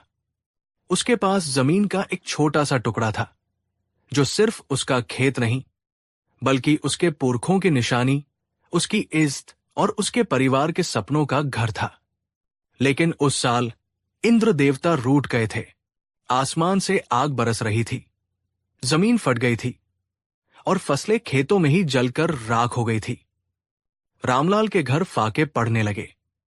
बच्चे भूख से बिलखते थे और वो अपनी बेबसी पर खून के आंसू रोता था। जब कोई रास्ता नहीं बचा तो उसने अपनी पत्नी के गहने उठाए और कांपते कदमों से आगरा के उस बदनाम सेठ हर की दहलीज पर पहुंच गया। सेठ हर ने उसे ऊपर से नीचे तक देखा। उसकी फटी हुई धोती, उसके सूखे हुए चेहरे और उसकी आंखों में तैरती लाचारी को देखकर सेठ की आंखों में एक शैतानी चमक आ गई। वो समझ गया कि एक और शिकार खुद जाल में फंसने आया है। रामलाल ने अपनी पगड़ी सेठ के कदमों में रखते हुए कहा, सेठ जी, मुझ पर रहम करो। मेरे बच्चे भूखे हैं, मुझे बस अगली फसल तक के लिए 100 सोने की अशर्फिया कर्ज पर दे दो। मैं सूद समेत आपका एक एक पैसा चुका दूंगा। सेठ ने अपनी धूर्त मुस्कान के साथ कहा, अरे रामलाल, तुम तो अपने ही आदमी हो, तुम्हारी मदद नहीं करेंगे तो किसकी करेंगे? लेकिन तुम गिरवी क्या रखोगे? रामलाल ने अपनी पत्नी के गहने आगे कर दिए। सेठ ने उन्हें उठाकर ऐसे देखा जैसे वे कूड़ा हों। बस इतने से गहने? इनकी कीमत तो 20 अशर्फियों से ज्यादा नहीं है। नहीं, हमें तुम्हारी जमीन गिरवी रखनी होगी। ये सुनते ही रामलाल के पैरों तले जमीन खिसक गई। जमीन, वो तो उसकी जान थी, लेकिन बच्चों के भूखे चेहरे याद आते ही उसने भारी मन से हा कर दी। सेठ ने कोई कागज तैयार नहीं किया। उसने कहा, हम कागजों पर नहीं, जुबान पर भरोसा करते हैं रामलाल। शर्त बस इतनी सी है, जिस दिन इस सूखे आसमान से मानसून की पहली बारिश की बूंदें तुम्हारी जमीन को छुएंगी, उसी शाम सूरज ढलने से पहले तुम्हें मेरी पूरी 100 अशर्फियां लौटानी होंगी। अगर तुम नहीं लौटा पाए तो तुम्हारी जमीन हमेशा के लिए मेरी हो जाएगी। रामलाल को यह शर्त बहुत अजीब लगी, लेकिन वो इतना भोला था कि इसके पीछे छिपी साजिश को समझ ही नहीं पाया। उसे लगा कि बारिश होने के बाद ही तो फसल होगी और फसल बिकने के बाद ही तो वो पैसे लौट आएगा। उसने हां कर दी और 100 अशर्फिया लेकर घर लौट आया। महीने बीत गए। रामलाल ने नए बीज बोए और दिन रात मेहनत करने लगा। वो हर रोज आसमान की ओर देखता, बारिश की दुआ करता, और फिर एक दिन अचानक, बिना किसी चेतावनी के, आसमान में काले बादल घिर आए। ठंडी हवाएं चलने लगी और देखते ही देखते जोरों की बारिश शुरू हो गई। रामलाल और उसका पूरा गांव खुशी से झूम उठा। बच्चे बारिश में नाचने लगे। रामलाल ने जमीन को चूमा और भगवान का शुक्रिया अदा किया। लेकिन उसकी ये खुशी ज्यादा देर नहीं टिकी। अचानक उसे सेठ हर की वो खौफनाक शर्त याद आई। जिस दिन पहली बारिश होगी, उसी शाम तक पैसे लौटाने होंगे। उसका दिल बैठ गया। अभी तो बीज अंकुरित भी नहीं हुए थे। फसल तो दूर की बात थी। उसके पास तो एक अशर्फी भी नहीं थी। वो भागा भागा सेठ हर के पास पहुंचा। वो सेठ के पैरों में गिर पड़ा। सेठ जी, मुझ पर रहम करो। अभी तो फसल हुई भी नहीं। मैं पैसे कहां से लाऊं? मुझे बस कुछ महीनों की मोहलत दे दो। सेठ हर जोर जोर से हंसने लगा। मैंने तो पहले ही कहा था रामलाल, शर्त तो शर्त है। सूरज ढलने वाला है। या तो 100 अशर्फिया लाओ, या फिर अपनी जमीन से हाथ धो बैठो। मैंने कोई कागज नहीं बनाया, इसलिए तुम कहीं शिकायत भी नहीं कर सकते। अब रामलाल को समझ में आया कि वो कितनी बुरी तरह फंस चुका है। ये एक जाल था, एक ऐसा जाल जिसे सेठ ने अपनी जुबानी चालाकी से बुना था। रामलाल रोता रहा, गिड़गिड़ाता रहा, लेकिन उस पत्थर दिल सेठ पर कोई असर नहीं हुआ। सूरज ढल गया और रामलाल की जमीन, उसकी इज्जत, सब कुछ सेठ हर का हो गया। रामलाल टूट चुका था। वो गांव लौटा तो, लेकिन एक जिंदा लाश बनकर। उसे लगा कि अब उसकी जिंदगी खत्म हो गई है। तभी गांव के एक बूले ने उसे एक सलाह दी। बेटा, जब दुनिया में कहीं इंसाफ न मिले तो आगरा में एक दरवाजा है जो हमेशा खुले रहता है, राजा बीरबल का दरवाजा। जाओ, अपनी फरियाद लेकर उनके पास जाओ। शायद कोई रास्ता निकल आए। एक टूटी हुई उम्मीद के साथ रामलाल आगरा की ओर चल पड़ा। जब रामलाल बीरबल के सामने पहुंचा तो उसकी कहानी सुनकर बीरबल की आंखों में गुस्सा उतर आया। वे समझ गए कि सेठ हर ने कानून को नहीं, बल्कि इंसानियत को तोड़ा है। चूंकि कोई लिखित सबूत नहीं था, इसलिए सेठ को अदालत में दोषी ठहराना नामुमकिन था। बीरबल ने रामलाल को तसल्ली दी, तुम चिंता मत करो, तुम्हारी जमीन तुम्हें वापस मिलेगी, लेकिन इसके लिए तुम्हें मेरा एक छोटा सा काम करना होगा। बीरबल ने रामलाल के कान में अपनी योजना बताई। योजना सुनकर रामलाल हैरान रह गया, लेकिन उसे बीरबल पर पूरा भरोसा था। अब शुरू हुआ बीरबल का वो खेल जो सेठ हर की जिंदगी भर की चालाकी पर भारी पड़ने वाला था। अगले दिन सेठ हर अपनी दुकान पर बैठा मक्खियां मार रहा था। तभी उसने देखा कि बाजार में एक अजीब सी भीड़ लगी है। बीच में एक साधु जैसी वेशभूषा वाला आदमी बैठा था, जिसके सामने एक छोटा सा मिट्टी का मटका रखा था। वो आदमी कोई और नहीं, बल्कि बीरबल का ही एक भेजा हुआ खास आदमी था। वो साधु जोर जोर से चिल्ला रहा था, चमत्कार!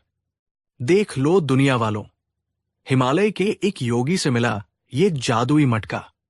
ये दौलत को दुगना कर देता है। लोग उसे पागल समझकर हंस रहे थे।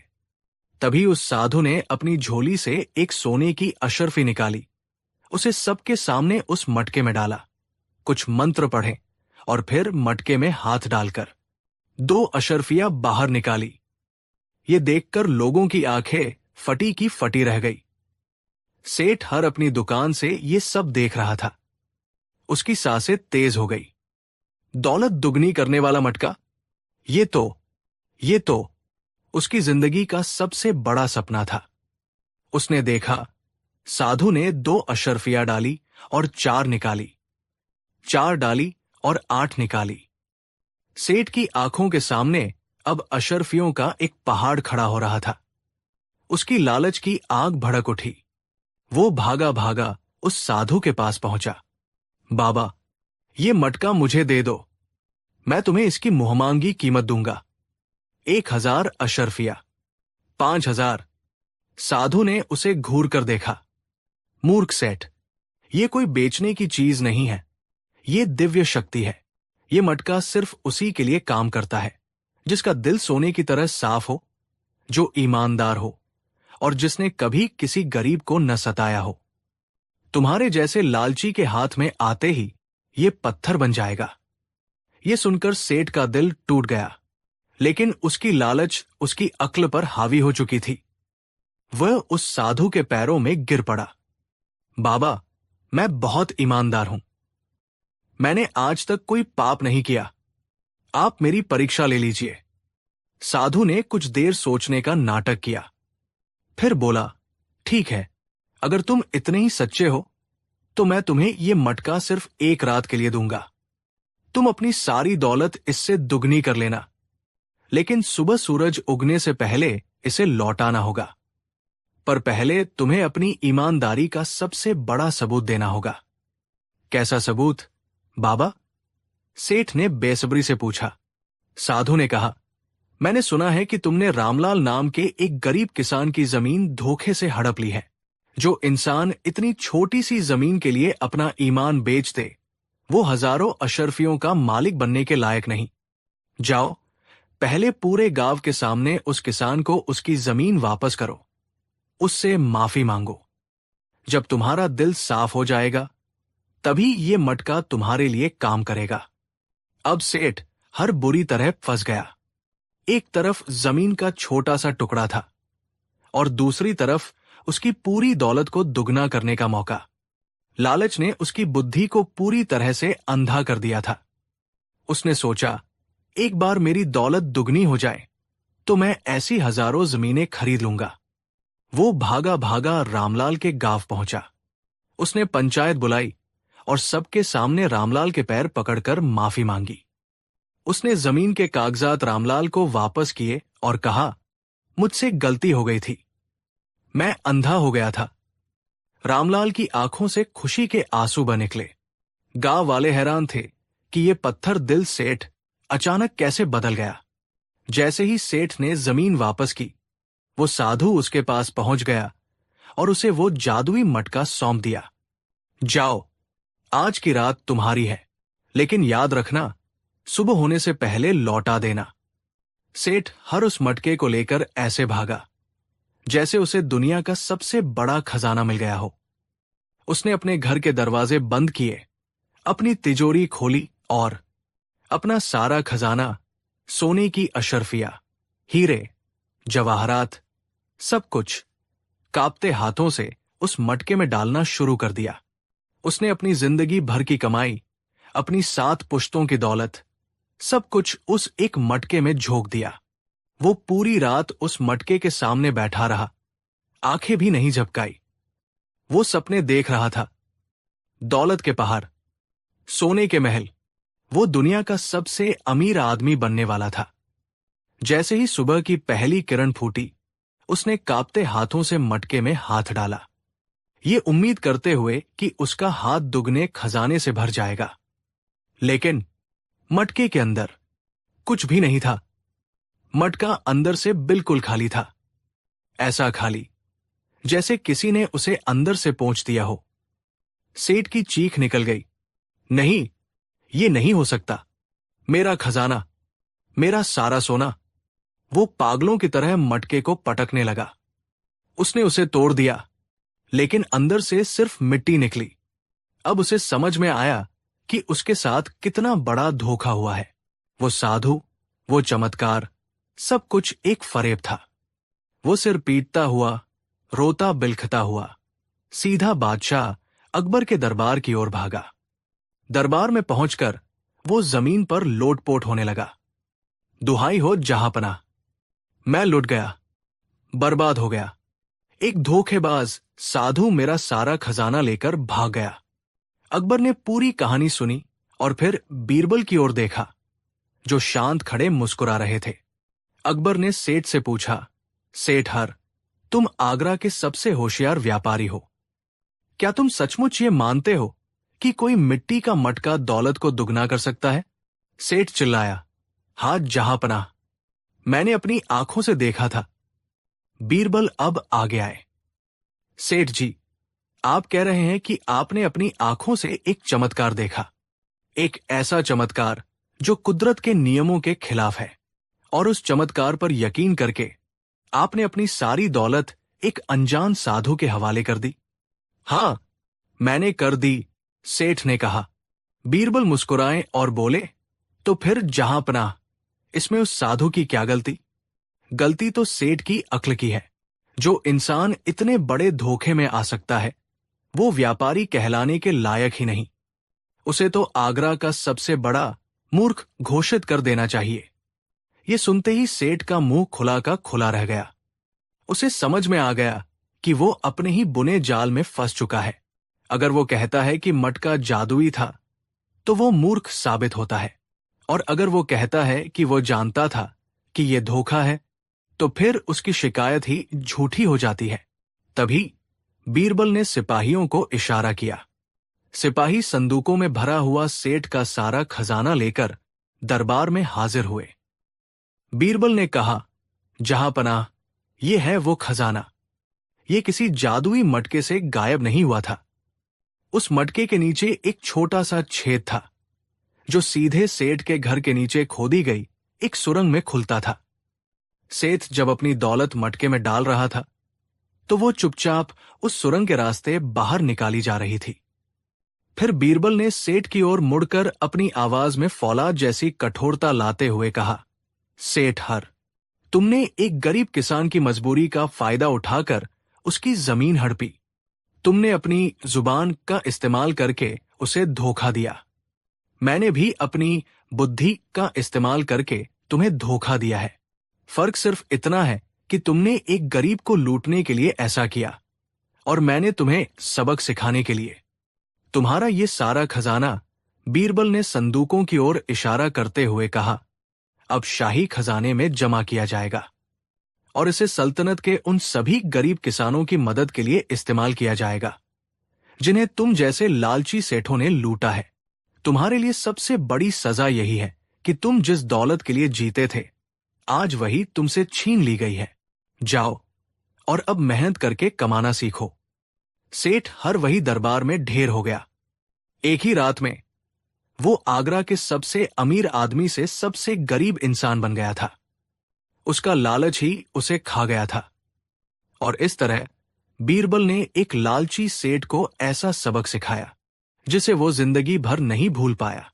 ये कहानी हमें सिखाती है कि लालच एक ऐसा दलदल है जो इंसान को सिर्फ नीचे ही खींचता है, और धोखे से कमाई गई दौलत एक न एक दिन धोखे से ही चली जाती है। कहानी 7। ये कहानी है मुगलिया सल्तनत के उस सुनहरे दौर की, जब शहंशाह अकबर का नाम पूरी दुनिया में अदब से लिया जाता था। अकबर का दरबार सितारों से सजा था। एक से बढ़कर एक ज्ञानी और वीर उनके नवरत्नों में शामिल थे। लेकिन उन सभी सितारों के बीच एक ऐसा चांद था जिसकी रोशनी सबसे निराली थी, राजा बीरबल। बीरबल सिर्फ अकबर के मंत्री नहीं थे, वे उनकी आत्मा की आवाज थे। अकबर की हर उलझन का हल बीरबल के पास था, उनके हर सवाल का जवाब बीरबल की जुबान पर। बादशाह का ये बेपनाह भरोसा, ये अटूट स्नेह दरबार के कई पुराने और रसूखदार अमीरों के सीने में कांटे की तरह चुभता था, और इस चुभन को सबसे ज्यादा महसूस करता था वजीर आजम मीर कासिम। मीर कासिम, जो बरसों से सल्तनत की सेवा कर रहा था और खुद को अकबर का सबसे काबिल सलाहकार समझता था, बीरबल के आने के बाद से खुद को एक परछाई की तरह महसूस करने लगा था। उसकी हर सलाह बीरबल की बुद्धिमानी के आगे फीकी पड़ जाती थी। उसके दिल में बीरबल के लिए नफरत का एक ऐसा ज्वालामुखी धधक रहा था जो बस फटने का इंतजार कर रहा था।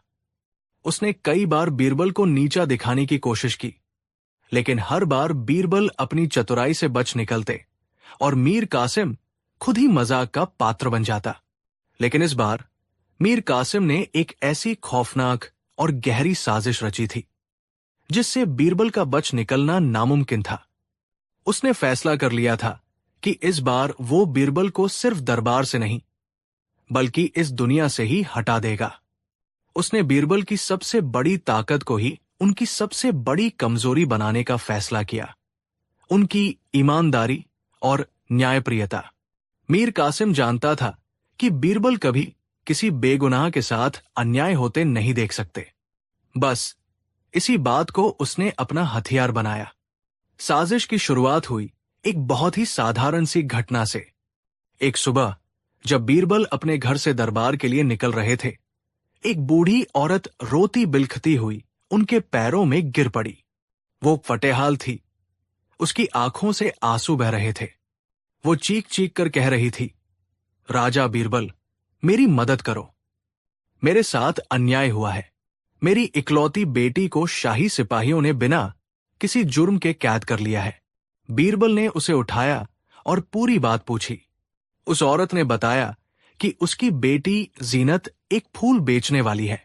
कल शाम जब वो बाजार से लौट रही थी तो कुछ सिपाहियों ने उसे पकड़ लिया और उस पर शाही खजाने से एक कीमती हार चुराने का इल्जाम लगाया है। बीरबल ने उसे तसल्ली दी, माई, तुम चिंता मत करो, अगर तुम्हारी बेटी बेगुनाह है तो उसे कुछ नहीं होगा। मैं बादशाह से बात करूंगा। जब बीरबल दरबार पहुंचे तो उन्होंने ये मामला बादशाह अकबर के सामने रखा। अकबर ने अपने कोतवाल को बुलाया। कोतवाल ने बताया कि जीनत नाम की एक लड़की को शाही हार के साथ रंगे हाथों पकड़ा गया है। हार उसके घर से बरामद हुआ है और 2 सिपाहियों ने उसे हार चुराते हुए देखा है। सबूत इतने पक्के थे कि किसी को भी जीनत के चोर होने पर शक नहीं हुआ। अकबर ने उसे काल कोठरी में डालने का हुक्म दे दिया, लेकिन बीरबल का दिल ये मानने को तैयार नहीं था। उन्हें उस बूढ़ी औरत की आंखों में सच्चाई दिखाई दे रही थी। उन्होंने बादशाह से इस मामले की जांच करने के लिए कुछ दिनों की मोहलत मांगी। अकबर ने इजाजत दे दी, लेकिन मीर कासिम ने बीच में टोकते हुए कहा, जहां पनाह, जब चोर रंगे हाथों पकड़ा गया है और गवाह भी मौजूद हैं, तो फिर जांच की क्या जरूरत? इससे तो सल्तनत के न्याय पर सवाल उठेगा। अकबर ने कहा, जब तक बीरबल तसल्ली नहीं कर लेते तब तक हम कोई फैसला नहीं सुनाएंगे। यही तो मीर कासिम चाहता था। उसने जानबूझकर यह मामला उछाला था ताकि बीरबल इसमें उलझ जाए। बीरबल ने अपनी जांच शुरू की। वे उस लड़की जीनत से मिलने कालकोठरी गए। जीनत एक मासूम और खूबसूरत लड़की थी।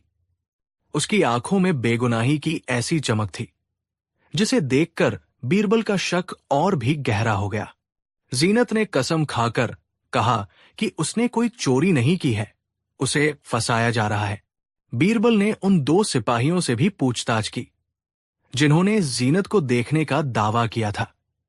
दोनों सिपाहियों ने एक ही कहानी सुनाई, बिना किसी लड़खड़ाहट के। ऐसा लग रहा था मानो उन्हें ये कहानी रटाई गई हो। जैसे जैसे बीरबल जांच में गहरे उतरते गए, उन्हें लगने लगा कि इस मामले की कड़ियां कहीं और ही जुड़ रही है। उन्हें शक होने लगा कि ये कोई मामूली चोरी का मामला नहीं, बल्कि एक बहुत बड़ी साजिश है। और फिर बीरबल को एक ऐसा सुराग मिला जिसने उनके होश उड़ा दिए। उन्हें पता चला कि जिन 2 सिपाहियों ने गवाही दी थी वे असल में वजीर आजम मीर कासिम के सबसे खास आदमी हैं। अब बीरबल को पूरी साजिश समझ में आने लगी। मीर कासिम ने एक बेगुनाह लड़की को चोरी के झूठे इल्जाम में फंसाया था ताकि बीरबल उसकी मदद करने के लिए आगे आए।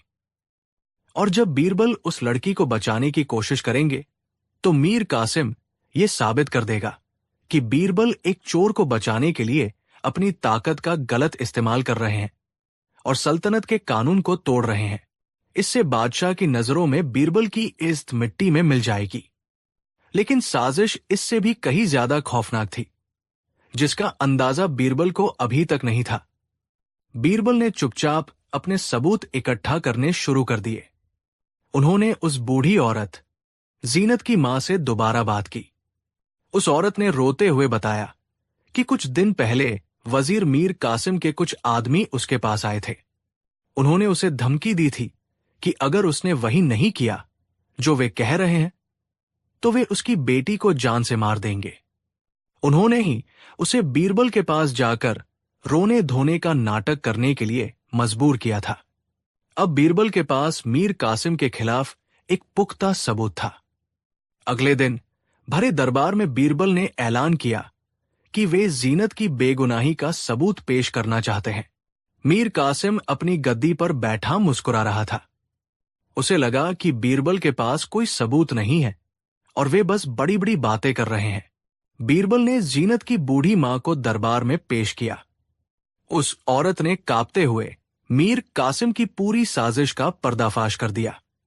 उसने बताया कि कैसे उसे और उसकी बेटी को इस नाटक में शामिल होने के लिए मजबूर किया गया। ये सुनते ही पूरे दरबार में सन्नाटा छा गया। बादशाह अकबर का चेहरा गुस्से से लाल हो गया। उन्होंने मीर कासिम की ओर देखा, जिसकी आंखों में अब खौफ साफ झलक रहा था।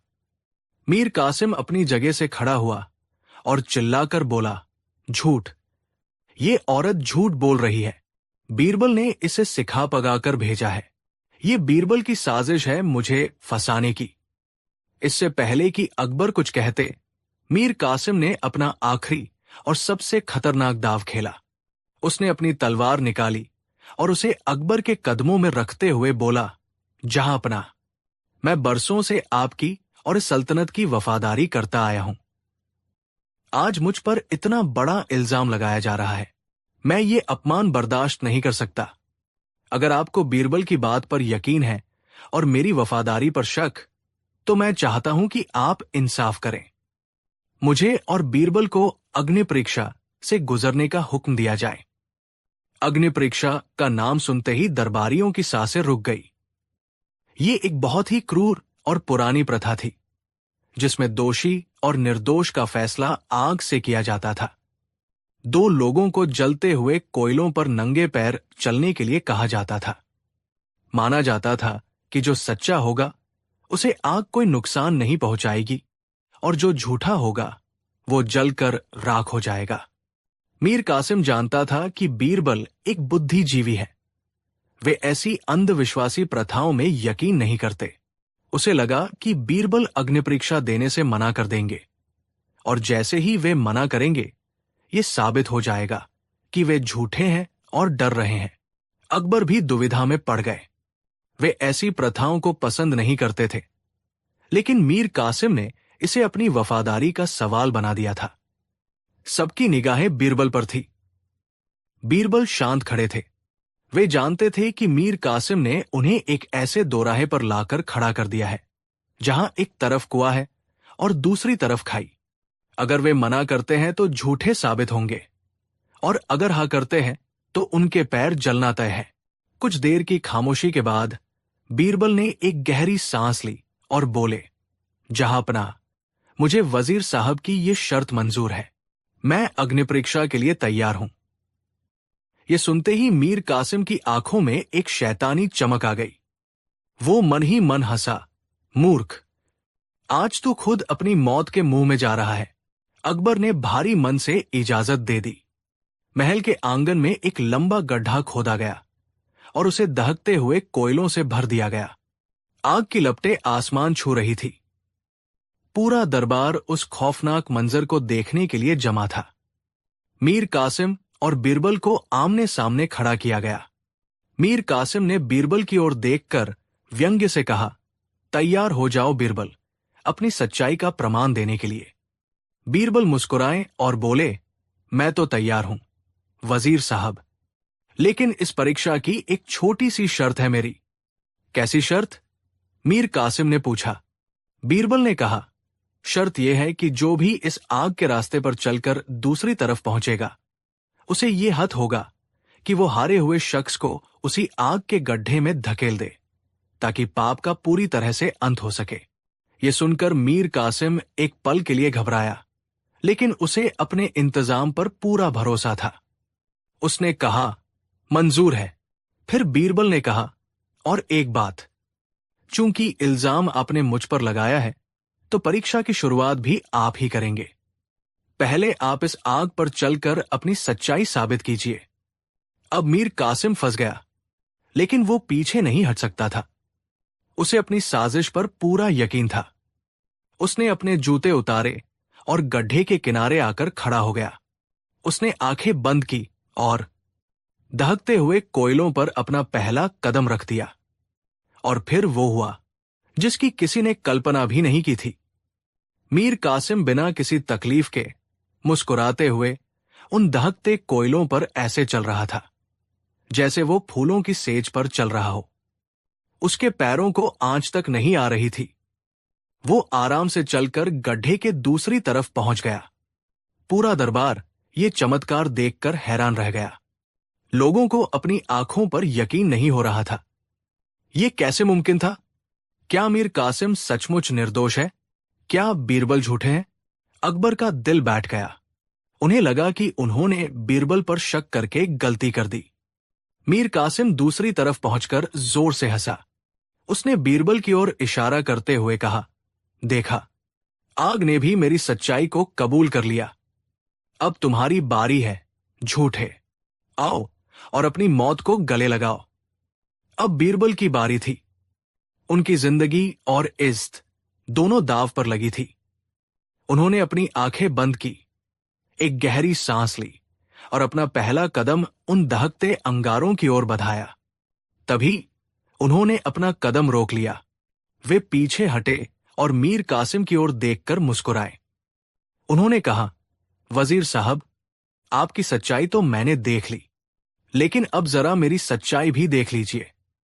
ये कहकर बीरबल गड्ढे के पास नहीं गए, बल्कि वे सीधे उन दो सिपाहियों के पास गए जिन्होंने जीनत के खिलाफ झूठी गवाही दी थी। वे दोनों सिपाही भीड़ में खड़े कांप रहे थे। बीरबल ने उनकी गर्दन पकड़ी और उन्हें घसीटते हुए उस आग के गड्ढे के किनारे ले आए। उन्होंने सिपाहियों से कहा, तुम्हारा मालिक तो आग से बच गया। अब तुम दोनों भी इस आग पर चलकर अपनी गवाही की सच्चाई साबित करो। ये सुनते ही उन दोनों सिपाहियों के चेहरे का रंग उड़ गया। वे जानते थे कि मीर कासिम तो बच गया, लेकिन वे नहीं बचेंगे। मौत को अपने इतने करीब देखकर उनकी सारी हिम्मत जवाब दे गई। वे दोनों बीरबल के पैरों में गिर पड़े और रोते हुए चिल्लाने लगे, हमें माफ कर दीजिए, हम झूठे हैं। हमने वजीर साहब के कहने पर झूठी गवाही दी थी। जीनत बेगुनाह है। ये सब वजीर साहब की साजिश है। ये कबूलनामा सुनते ही मीर कासिम के पैरों तले जमीन खिसक गई। बीरबल ने बादशाह की ओर देखकर कहा, जहां पनाह, यही है मेरी अग्नि परीक्षा। मुझे आग पर चलने की जरूरत नहीं है। सच्चाई तो खुद आग से डरकर बाहर आ गई है। अकबर गुस्से से अपनी गद्दी से उठे। उन्होंने मीर कासिम की ओर देखा, लेकिन एक सवाल अभी भी बाकी था। अकबर ने बीरबल से पूछा, लेकिन बीरबल, ये बताओ कि मीर कासिम आग पर चलने से जला क्यों नहीं? ये क्या चमत्कार था? बीरबल मुस्कुराए और उस आग के गड्ढे के पास गए। उन्होंने अपनी तलवार की नोक से कोयलों को कुरेदा। जैसे ही कोयले हटे, उनके नीचे से एक पतली पारदर्शी कांच की चादर दिखाई दी। बीरबल ने कहा, जहां पनाह, कोई चमत्कार नहीं हुआ। यह भी वजीर साहब की एक चाल थी। इन्होंने रात के अंधेरे में अपने आदमियों से इस गड्ढे में दहकते कोयलों के ऊपर फिटकरी से बना एक खास किस्म का पारदर्शी कांच बिछवा दिया था। यह कांच आग की गर्मी को तो रोकता है, लेकिन दिखाई नहीं देता। वजीर साहब कोयलों पर नहीं, बल्कि इस कांच पर चल रहे थे, और ये राज सिर्फ उन्हें और उनके खास आदमियों को पता था। इसीलिए जब मैंने उन सिपाहियों को आग पर चलने के लिए कहा, तो उनका सच बाहर आ गया। अब पूरी साजिश शीशे की तरह साफ हो चुकी थी। मीर कासिम ने बीरबल को हटाने के लिए एक के बाद एक कई जाल बिछाए थे, लेकिन बीरबल ने अपनी बुद्धि से उसके हर जाल को काट दिया और आखिर में उसी के बुने जाल में उसे ऐसा फंसाया कि उसके पास बचने का कोई रास्ता नहीं बचा। अकबर के हुक्म से मीर कासिम और उसके साथी सिपाहियों को गिरफ्तार कर लिया गया। जीनत को बाइज्जत बरी कर दिया गया। उस दिन एक बार फिर यह साबित हो गया कि साजिश की दीवारें चाहे कितनी भी ऊंची क्यों न हो, सच की एक छोटी सी चोट भी उन्हें गिराने के लिए काफी होती है। और बीरबल की बुद्धि वह चोट थी जिसके आगे बड़ी से बड़ी साजिशें भी धूल में मिल जाती थी। कहानी 8। ये कहानी मुगलिया सल्तनत के उस सुनहरे दौर की है जब हिंदुस्तान की तकदीर आगरा के लाल किले से लिखी जाती थी। शहंशाह जलालुद्दीन मोहम्मद अकबर का दरबार न केवल अपनी ताकत और दौलत के लिए मशहूर था, बल्कि वहां होने वाली अक्ल और दानिशमंदी की जंग पूरी दुनिया में चर्चा का विषय थी। और इस दरबार की सबसे चमकदार तलवार कोई लोहा या इस्पात की नहीं, बल्कि बीरबल की जुबान थी। लेकिन दोस्तों, शाही दरबार का माहौल हमेशा खुशनुमा नहीं होता था। जहां बीरबल जैसे हीरे थे, वही ईर्ष्या और जलन के कोयले भी सुलगते रहते थे। दरबार में कई ऐसे वजीर और अमीर थे जिन्हें बीरबल की बादशाह से नजदीकी एक आंख नहीं भाती थी। उन्हें लगता था कि बीरबल अपनी मीठी बातों और लतीफों से बादशाह को मोहित कर लेता है, जबकि असली ज्ञान और राजकाज की समझ तो उन दरबारियों के पास है। ऐसे ही जलने वालों में सबसे प्रमुख था मुल्ला दो प्याजा का एक दूर का रिश्तेदार, जिसका नाम था नवाब हमीद खान। हमीद खान खुद को फलसफे, दर्शन शास्त्र और तर्कशास्त्र का बहुत बड़ा ज्ञानी मानता था। उसे लगता था कि बीरबल केवल एक विदूषक है जो हंसाना जानता है, लेकिन गहरे सवालों के जवाब उसके पास नहीं है। एक बार की बात है, सावन का महीना था। बाहर रिमझिम बारिश हो रही थी और ठंडी हवाएं चल रही थी। मौसम की नजाकत को देखते हुए बादशाह अकबर का मन भी कुछ दार्शनिक हो गया था। दीवान-ए-खास में महफिल जमी थी। संगीत बंद था और चर्चा जिंदगी और मौत, सच और झूठ और पूर्णता और अपूर्णता पर चल रही थी। तभी नवाब हमीद खान ने मौका देखा। उसने सोचा कि आज मौसम भी गहरा है और बादशाह का मिजाज भी गंभीर है। यही सही वक्त है बीरबल को फंसाने का। हमीद खान अपनी जगह से उठा और बड़े अदब से झुककर बोला, जहां पनाह, आपकी बातों में जो गहराई है वो हम जैसे तुच्छ सेवकों की समझ से बाहर है।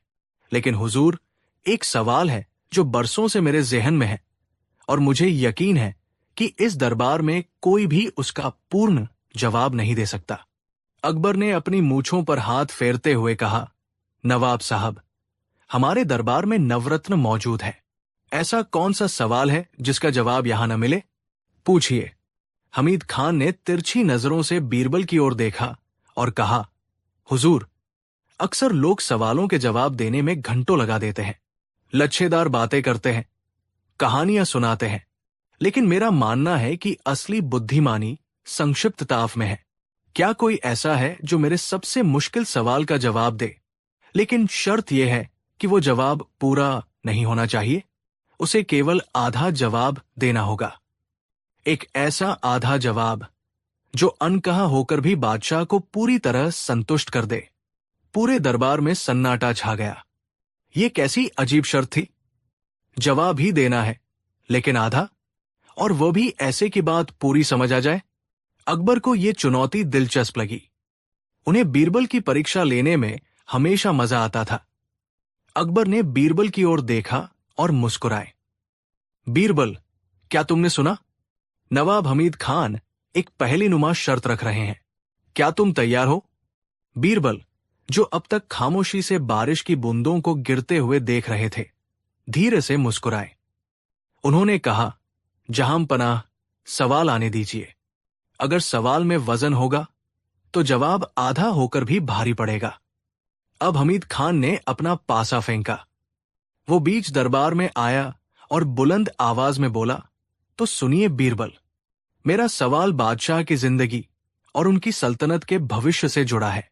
हम सब जानते हैं कि हर चीज का अंत निश्चित है, लेकिन मेरा सवाल यह है, दुनिया का अंत यानी कयामत, प्रलय कब आएगी? सवाल सुनकर दरबारियों के पसीने छूट गए। ये सवाल बहुत ही खतरनाक था। अगर कोई तारीख बताता है तो वो झूठ होगा, क्योंकि भविष्य केवल ईश्वर जानता है। अगर कोई कहता है मुझे नहीं पता, तो वो अपनी अज्ञानता स्वीकार करता है, और अगर कोई कहता है कभी नहीं, तो ये धर्म के खिलाफ होगा। और सबसे बड़ी मुसीबत जवाब केवल आधा देना था। हमीद खान के चेहरे पर विजय की मुस्कान थी। उसे लगा बीरबल फंस गया। बताइए बीरबल, हमीद ने उकसाया, कयामत कब आएगी? याद रहे, पूरा वाक्य नहीं बोलना है, पूरी व्याख्या नहीं देनी है, केवल आधा जवाब। और बादशाह सलामत को यकीन हो जाना चाहिए। बादशाह अकबर भी बीरबल की ओर उत्सुकता से देखने लगे। ये सवाल वाकई पेचीदा था। बीरबल अपनी जगह से उठे। उनके चेहरे पर कोई घबराहट नहीं थी। वे बहुत धीमी चाल चलते हुए बादशाह के तख्त के करीब आए। पूरा दरबार सांस रोके हुए था। सुई गिरने की भी आवाज सुनी जा सकती थी। बीरबल ने बादशाह की आंखों में देखा। उनकी आंखों में एक अजीब सी गहराई थी। फिर बीरबल ने अपना हाथ उठाया, तर्जनी उंगली से एक इशारा किया और केवल 3 शब्द कहे। उन्होंने कहा, जिस दिन आपकी। और बीरबल चुप हो गए। सन्नाटा और गहरा हो गया। हमीद खान हंसा। ये क्या बीरबल, जिस दिन आपकी? ये तो कोई जवाब नहीं हुआ। ये तो अधूरा वाक्य है। इसका क्या मतलब निकाले हम? जिस दिन बादशाह की क्या? जिस दिन बादशाह की शादी होगी? जिस दिन बादशाह जंग जीतेंगे? ये तो पहेली है, जवाब नहीं। अकबर भी थोड़े भ्रमित दिखे। उन्होंने कहा, बीरबल, नवाब साहब सही कह रहे हैं, जिस दिन आपकी। इससे कुछ स्पष्ट नहीं हो रहा। अपनी बात को थोड़ा और खोलो, लेकिन शर्त याद रखना, जवाब आधा ही होना चाहिए। बीरबल ने बहुत ही गंभीरता से कहा, हुजूर, मैंने जवाब दे दिया है, और ये जवाब आधा होकर भी अपने आप में पूरा है। अगर नवाब साहब की बुद्धि इसे नहीं समझ पा रही, तो इसमें मेरे जवाब का दोष नहीं, उनकी समझ का फेर है। ये सुनकर हमीद खान आग बबूला हो गया। जहांपनाह, ये धृष्टता है। ये अपनी नाकामी छुपाने के लिए पहेलियां बुझा रहे हैं। इन्हें अपनी हार मान लेनी चाहिए। बीरबल ने शांत स्वर में कहा, ठीक है, अगर आपको लगता है कि मेरा जवाब गलत है, तो आइए, मेरे साथ चलिए। मैं आपको और बादशाह सलामत को इस आधे जवाब का पूरा सच दिखाता हूं। लेकिन इसके लिए हमें दरबार से बाहर निकलना होगा। अकबर की जिज्ञासा अब चरम पर थी। उन्होंने तुरंत आदेश दिया। बादशाह, बीरबल, नवाब हमीद खान और कुछ खास अंगरक्षक वेश बदलकर शाही महल से बाहर निकले। बारिश अब रुक चुकी थी, लेकिन सड़कों पर पानी भरा था। बीरबल उन्हें शहर के मुख्य बाजार की ओर नहीं, बल्कि शहर के बाहरी इलाके की ओर ले गए। चलते चलते शाम ढलने लगी और अंधेरा घिर आया। हमीद खान बार बार बड़बड़ा रहा था कि ये समय की बर्बादी है, लेकिन बीरबल खामोश थे। अंत में बीरबल एक बहुत ही गरीब बस्ती के पास रुके। वहां एक टूटी फूटी झोपड़ी थी। झोपड़ी के बाहर एक बूढ़ा आदमी बैठा रो रहा था।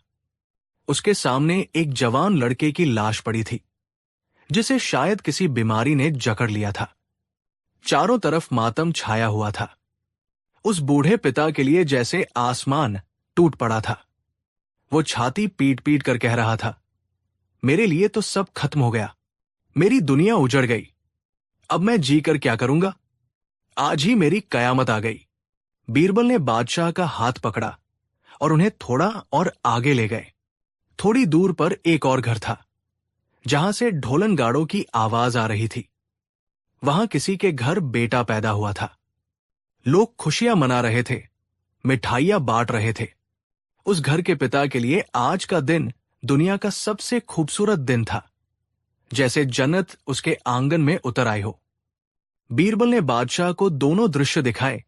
एक तरफ गहरा मातम, जहां एक पिता के लिए दुनिया खत्म हो चुकी थी, और दूसरी तरफ अपार खुशी, जहां एक पिता के लिए दुनिया की नई शुरुआत हुई थी। बीरबल ने वापस बादशाह की ओर देखा और वहीं उस अंधेरी गली में उन्होंने अपने आधे जवाब को दोहराया। जहांपनाह, मैंने दरबार में कहा था, जिस दिन आपकी।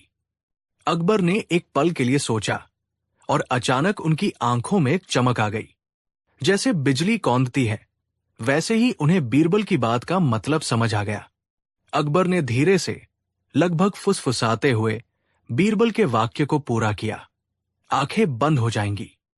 बीरबल ने सिर झुकाकर कहा, जी हुजूर, यही कयामत का सच है। नवाब साहब पूछ रहे थे कि दुनिया का अंत कब होगा। हुजूर, दुनिया का कोई एक अंत नहीं है। जिस दिन इंसान की आंखें हमेशा के लिए बंद हो जाती है, जिस दिन उसकी सांसें थम जाती हैं, बस उसी दिन, उसी पल उस इंसान के लिए कयामत आ जाती है। उसके लिए सूरज निकलना बंद हो जाता है, उसके लिए समय रुक जाता है। उस बूढ़े पिता को देखिए, उसका बेटा मर गया, उसके लिए आज ही कयामत है। और उस दूसरे घर को देखिए, उनके लिए आज सृष्टि का आरंभ है। बीरबल ने हमीद खान की ओर मुड़कर कहा, नवाब साहब, भविष्य की कयामत का इंतजार वो करते हैं जो वर्तमान को नहीं समझते। सच तो यह है कि हर इंसान अपनी कयामत अपनी पलकों पर लेकर घूमता है। जिस दिन आपकी यानी किसी भी व्यक्ति की आंख बंद, उस दिन दुनिया खत्म। यही वो आधा जवाब था जिसे पूरा करने के लिए किसी शब्द की नहीं, बस जीवन की समझ की जरूरत थी। नवाब हमीद खान का चेहरा शर्म से झुक गया। उसे लगा था कि वो बीरबल को शब्दों के जाल में फंसा लेगा, लेकिन बीरबल ने जिंदगी के सबसे कड़वे और गहरे सच को इतनी आसानी से सिर्फ आधे वाक्य में पिरो दिया था। बादशाह अकबर की आंखें नम हो गई। ये जवाब केवल हाजिर जवाबी नहीं थी, ये एक रूहानी सीख थी। उन्होंने महसूस किया कि एक बादशाह के रूप में उन्हें लगता है कि दुनिया उनके इर्द गिर्द घूमती है, लेकिन असल में हर इंसान की अपनी एक अलग दुनिया है, और उस दुनिया का अंत उस इंसान के साथ ही हो जाता है। अकबर ने बीरबल के कंधे पर हाथ रखा और कहा, बीरबल, तुम न केवल अक्लमंद हो, बल्कि तुम रूह की गहराई को भी नापना जानते हो। हमीद खान ने तो सिर्फ एक पहेली पूछी थी, लेकिन तुमने हमें जिंदगी और मौत का फलसफा समझा दिया। वाकई तुम्हारा आधा जवाब दुनिया के किसी भी पूरे जवाब से कहीं ज्यादा भारी था। वे महल वापस लौटे। उस रात बादशाह अकबर बहुत देर तक नहीं सोए। बीरबल का वो आधा वाक्य, जिस दिन आपकी, उनके कानों में गूंजता रहा। उस आधे जवाब ने उन्हें ये एहसास दिलाया कि ये सत्ता, ये दौलत, ये शानो शौकत सब तब तक ही है जब तक उनकी आंखें खुली है। ये एक ऐसा सच था जिसने बादशाह को और भी ज्यादा विनम्र और न्यायप्रिय बना दिया। अगले दिन दरबार में नवाब हमीद खान ने खुद बीरबल से माफी मांगी। उसने स्वीकार किया कि शब्दों की बाजीगरी एक तरफ है और जीवन की समझ दूसरी तरफ। दोस्तों, बीरबल की ये कहानी हमें सिखाती है कि कभी कभी कम बोलना ज्यादा बोलने से बेहतर होता है। बुद्धिमानी इसमें नहीं है कि आप कितना लंबा भाषण दे सकते हैं, बल्कि इसमें है कि आप कितने कम शब्दों में कितनी बड़ी बात कह सकते हैं। और सबसे बड़ी बात, ये कहानी हमें याद दिलाती है कि हम भविष्य की चिंताओं में अपना वर्तमान खराब न करें। दुनिया कब खत्म होगी ये कोई नहीं जानता, लेकिन हमारी दुनिया हमारे विचारों और हमारे कर्मों से ही चलती है। तो अगली बार जब कोई आपसे कोई ऐसा सवाल पूछे जिसका जवाब देना नामुमकिन लगे, तो याद रखिएगा बीरबल का ये आधा जवाब। शायद कभी कभी खामोशी या इशारा शब्दों से ज्यादा शोर मचाता है। और इसी के साथ आगरा के किले की उस बरसात वाली रात का ये किस्सा यही खत्म होता है, लेकिन इसकी गूंज आज भी हमारे दिलों